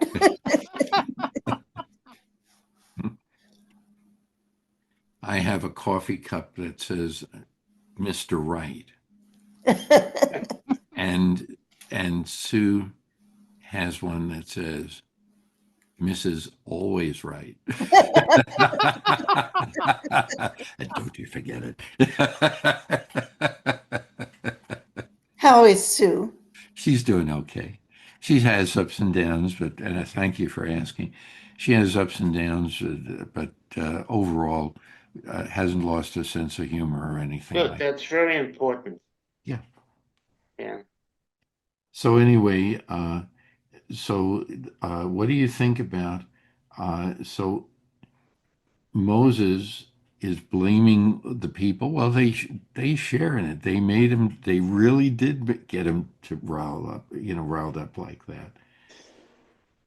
So he's saying to them, because of this and because of all the things you've done, please take heed, take care not to forget the covenant. That God has given you, and do not make any idols in any likeness. Okay, and I think that's why this is here. Every time we stray and we start to think of ourselves only, it's a form of idolatry. We're putting ourselves Right. before others.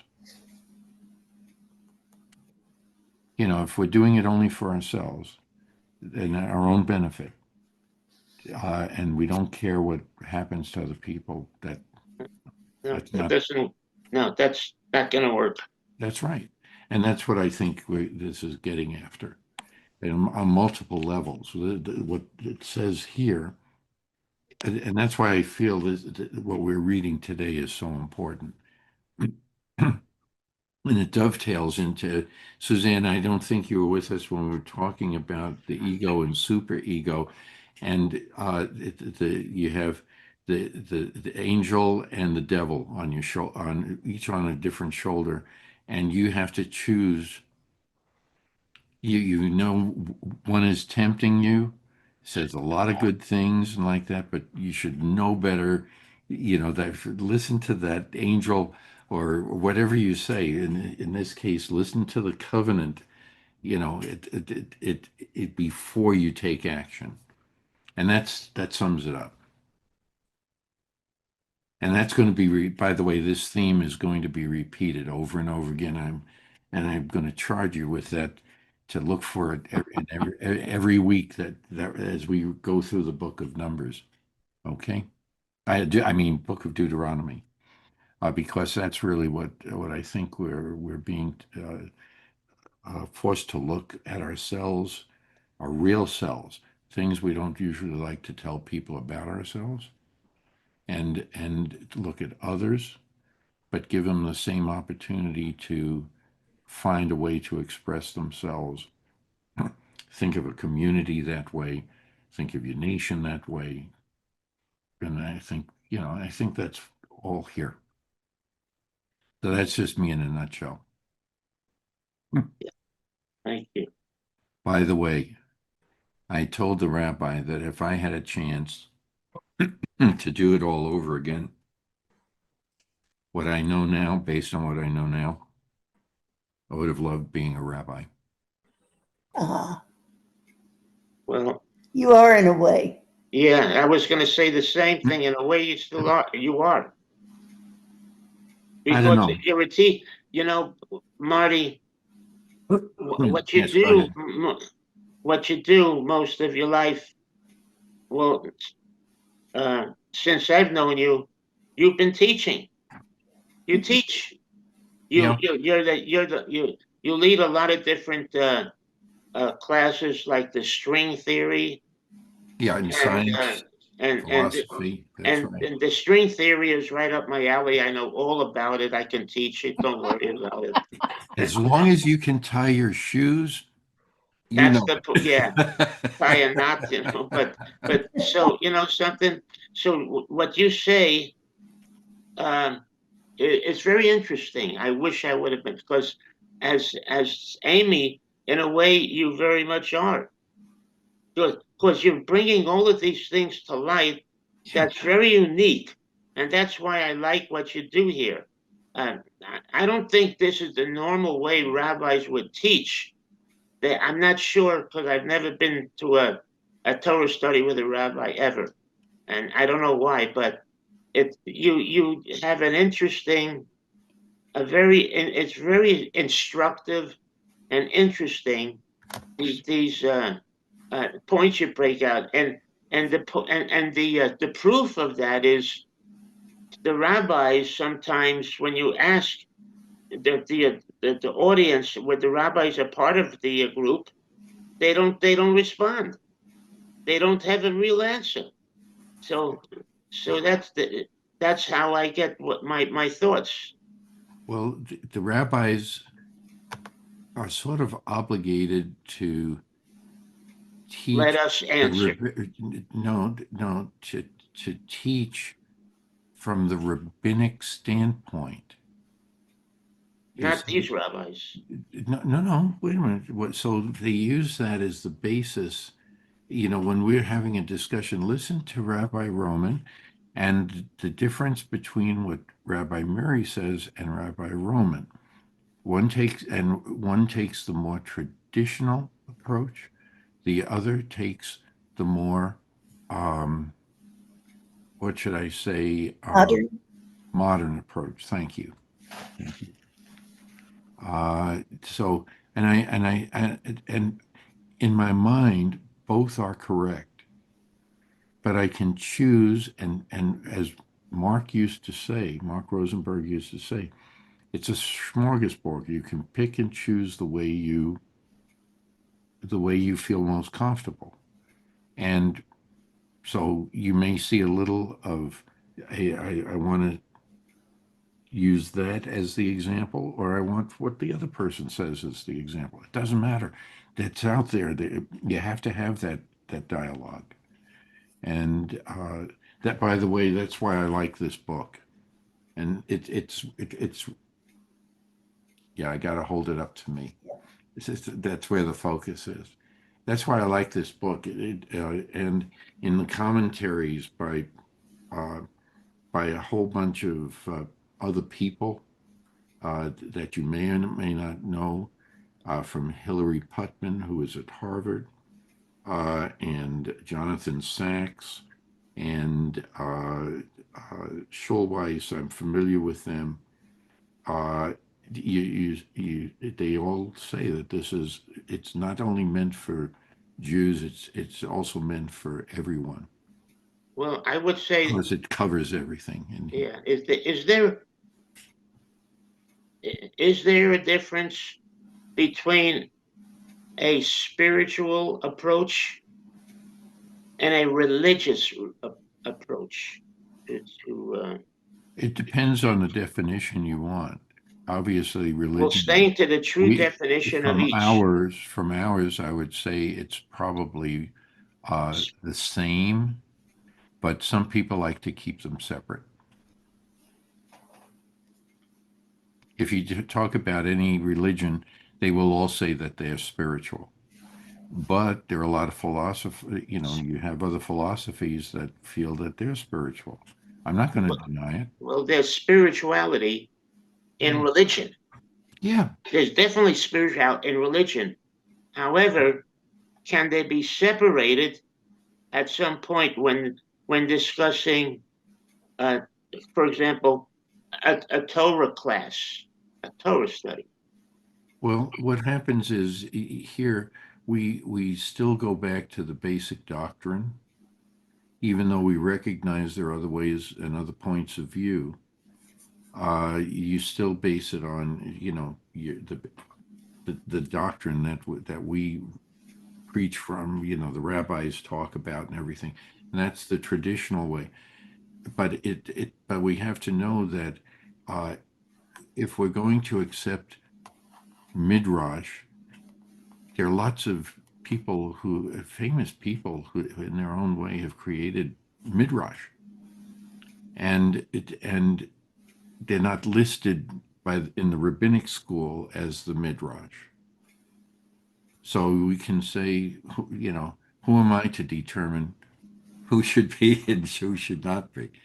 And so that's why I feel comfortable talking about all different aspects. And I think it makes the Torah, to me, it makes the Torah seem more alive if I'm able to apply information from all different groups. And it's just me. So other people find much more comfort in just the traditional way. Well, what is the traditional way? It depends if you're Orthodox, conservative, or Reform.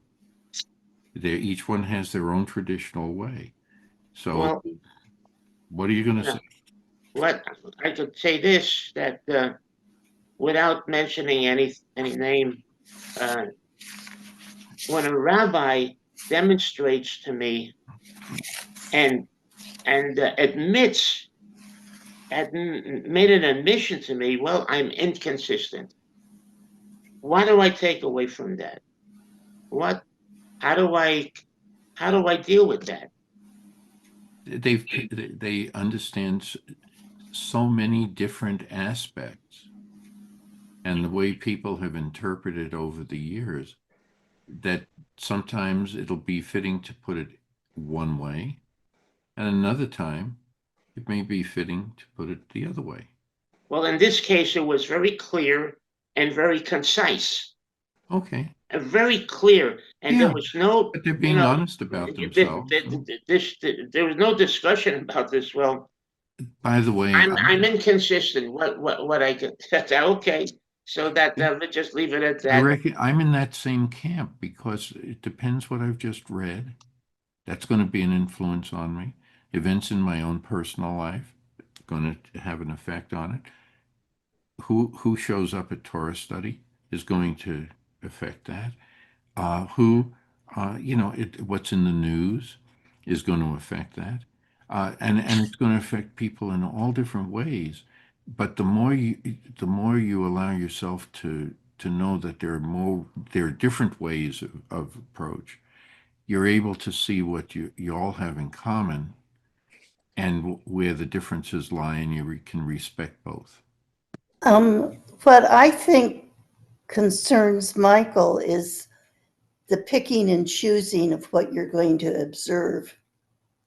In one instance, you follow the word. In another That's right. instance, it's you don't. And But that's troubling, no, it is. It is. especially in a leader. You want things to be fairly consistent, and when it's one way, it's very easy. But the minute you suddenly have friends in other areas, and they have something to say, and it sounds okay, but for the right time and place, and if you always do it in the right time and place, you're consistent in your inconsistency. In other words, you haven't deviated enough from your basic principles. The basic values are always there. But doesn't it kind of sound like you're writing the gospel according to your own needs and wishes? That you Yes, follow I look at Midrash that way. you're comfortable, and Yeah. If there's something that you just don't want to follow, you just don't. And Look, in a leader, this is troubling, it can be. confusing. Again, it's an issue of ego. It's Yeah, an issue of ego.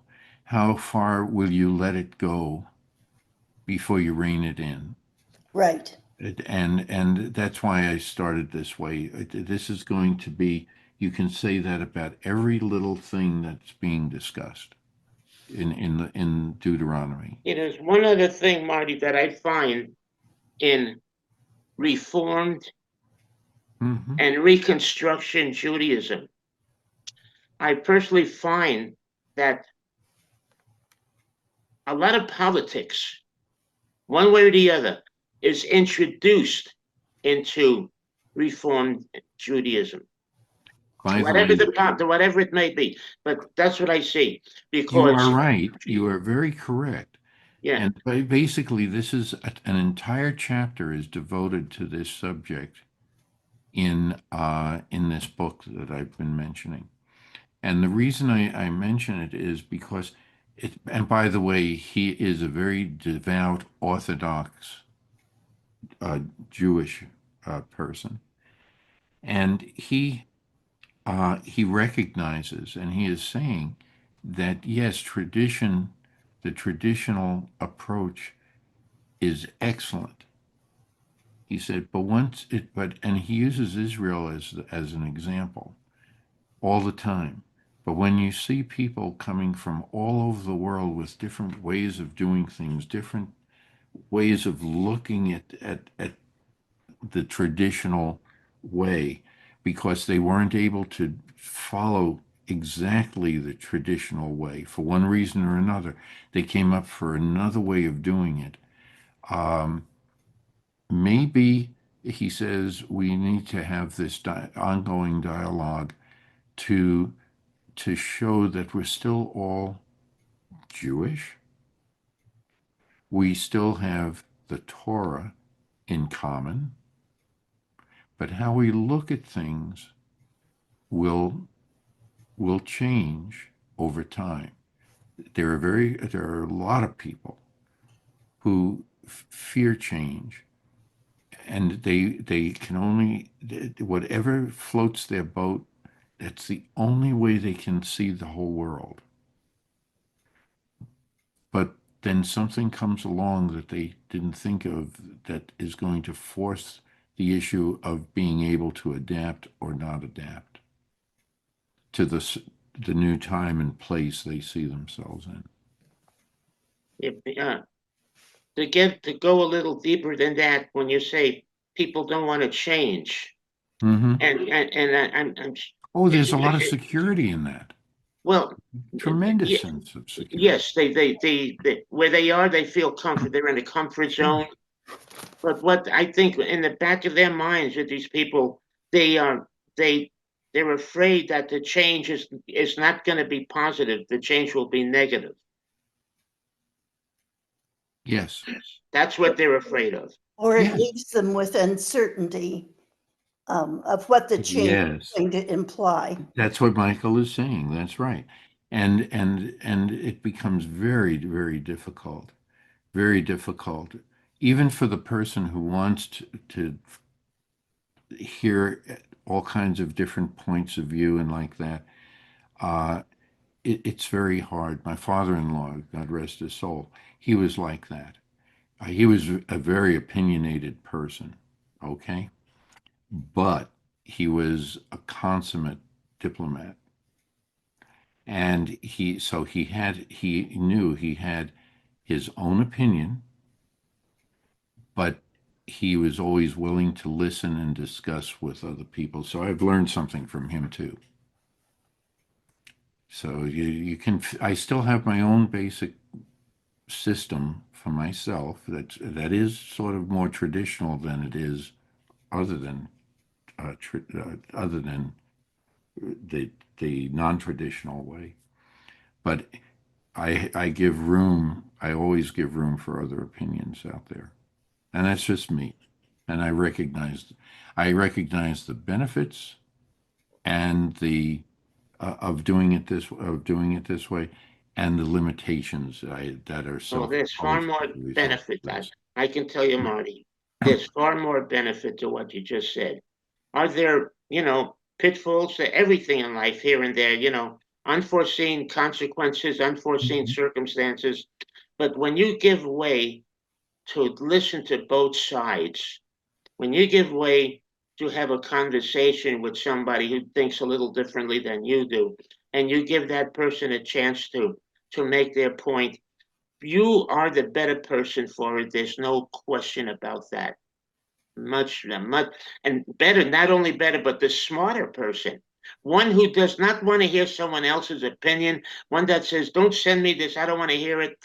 That's just not an intelligent point of view. Well, anyway, that's me, but that's okay.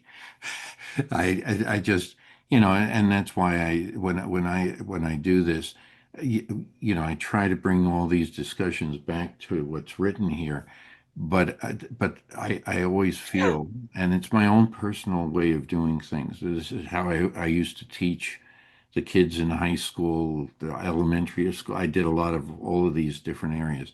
Well, you Which know, was, yeah. considering the Torah, I really think that what you've heard the expression reading between the lines. Hmm. I think the real important information in the Torah is between the lines. By the way, what you just said, it's not just it has been said in a different way. It's the spaces between the words, the spaces between the letters. Do you remember I always have spoken about gaps?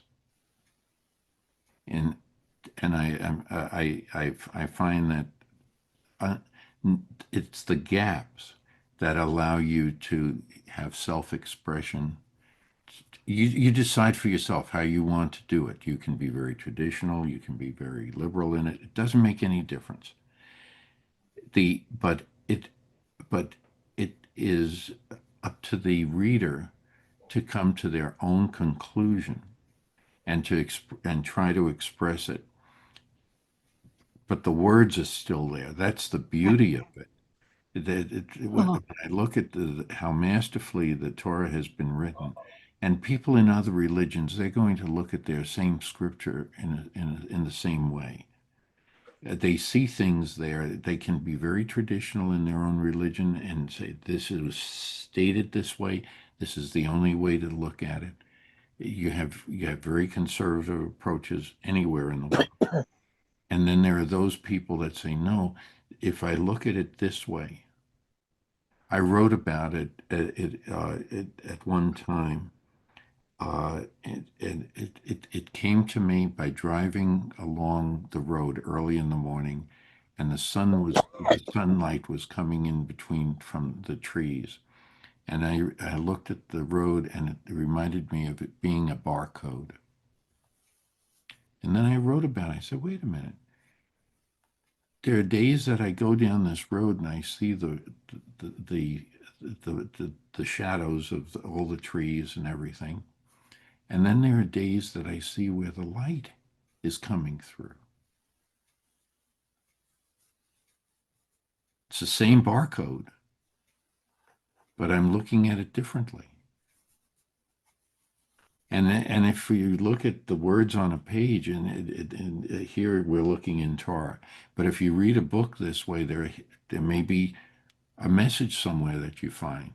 And there have been books written about certain authors that used to have those gaps in their writing there intentionally so that it would make people think, stop and think. And I think that so if we look, there's, and I know I forget the resource for it, but there's a book about the space around the letters in Judaism. I'm serious. There is a book that devotes itself to that. And it has a lot to say because that gives a room to take that one letter or that one word and go in any different direction with it. And we do this also every day in our own lives, but we don't see it. But if you think of all these things as a barcode, hmm, it gives you a slightly different interpretation. So It can, for me, it the can, Torah is the barcode. yeah, the Torah, it can never be finished. That's No right. matter how many times you read it, it can never be Yeah. finished. And these spaces that you're talking about, you can fill these spaces in different ways every time you come to it. The rabbis called it midrash. Today, Midrash. the more modern way of doing it is a drash, where by people in the congregation who just come up with a little essay based on what they read. It's it's a it's miraculous. It's a miraculous Yeah, writing. yeah, and that's what I find here. But you have to have a basis. You have to have a value system that's not going to be changed. Even though you accept how people think differently and behave differently, it doesn't mean you have to change your own value system. It could add to your value system. Yes, it can do it, but it doesn't mean you have to change it. That's up to you. That's a choice you make. You can add to it. It can improve it. That's right. Or not. That's right. So you have to put it all in different aspects. But as a teacher, I think it's important to let the students know, and this was my attitude in all these other classes, uh, that that they have to know that there are other thoughts out there that have just as much level of importance as what we're teaching now. We live in the United States, so it's always going to come from the standpoint of how we believe in our country. Okay. If you go to France, they teach it as if it's all about France, and it's their perspective on it. If you read their text, and the same thing in England, and the same thing in Germany, and it's the focus is different. And so if you have this going on throughout the world, you have to try to understand it. Look for the similarities and the differences. That doesn't mean you shouldn't respect the other person. If you disagree for yourself, but you have to respect the idea, that approach to life is also valid for the person who's saying that. That's all.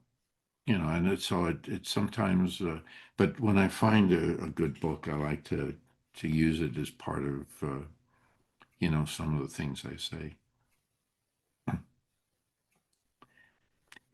I'm going to give, oh my goodness, we're way over. Way over. And I apologize for that too. Thank you, Marty. When the rabbis Don't get back, apologize. Yeah, it was when- wonderful. when the rabbis get back, they will later this year. Sue and I are taking a very long trip. We're going to go across Europe, and it's been on our bucket list.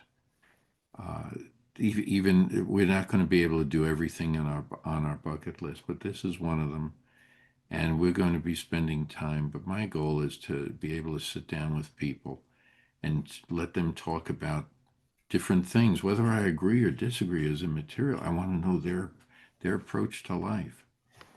And I've done that. And wherever I've gone, I have more friends than I have enemies. The worst thing you can ever do is say, okay, is to say someone, you believe that way, and it's invalid. It's wrong. No, the best way is to say, I understand what you're saying, and then get into a discussion and show the similarities and the differences and like that.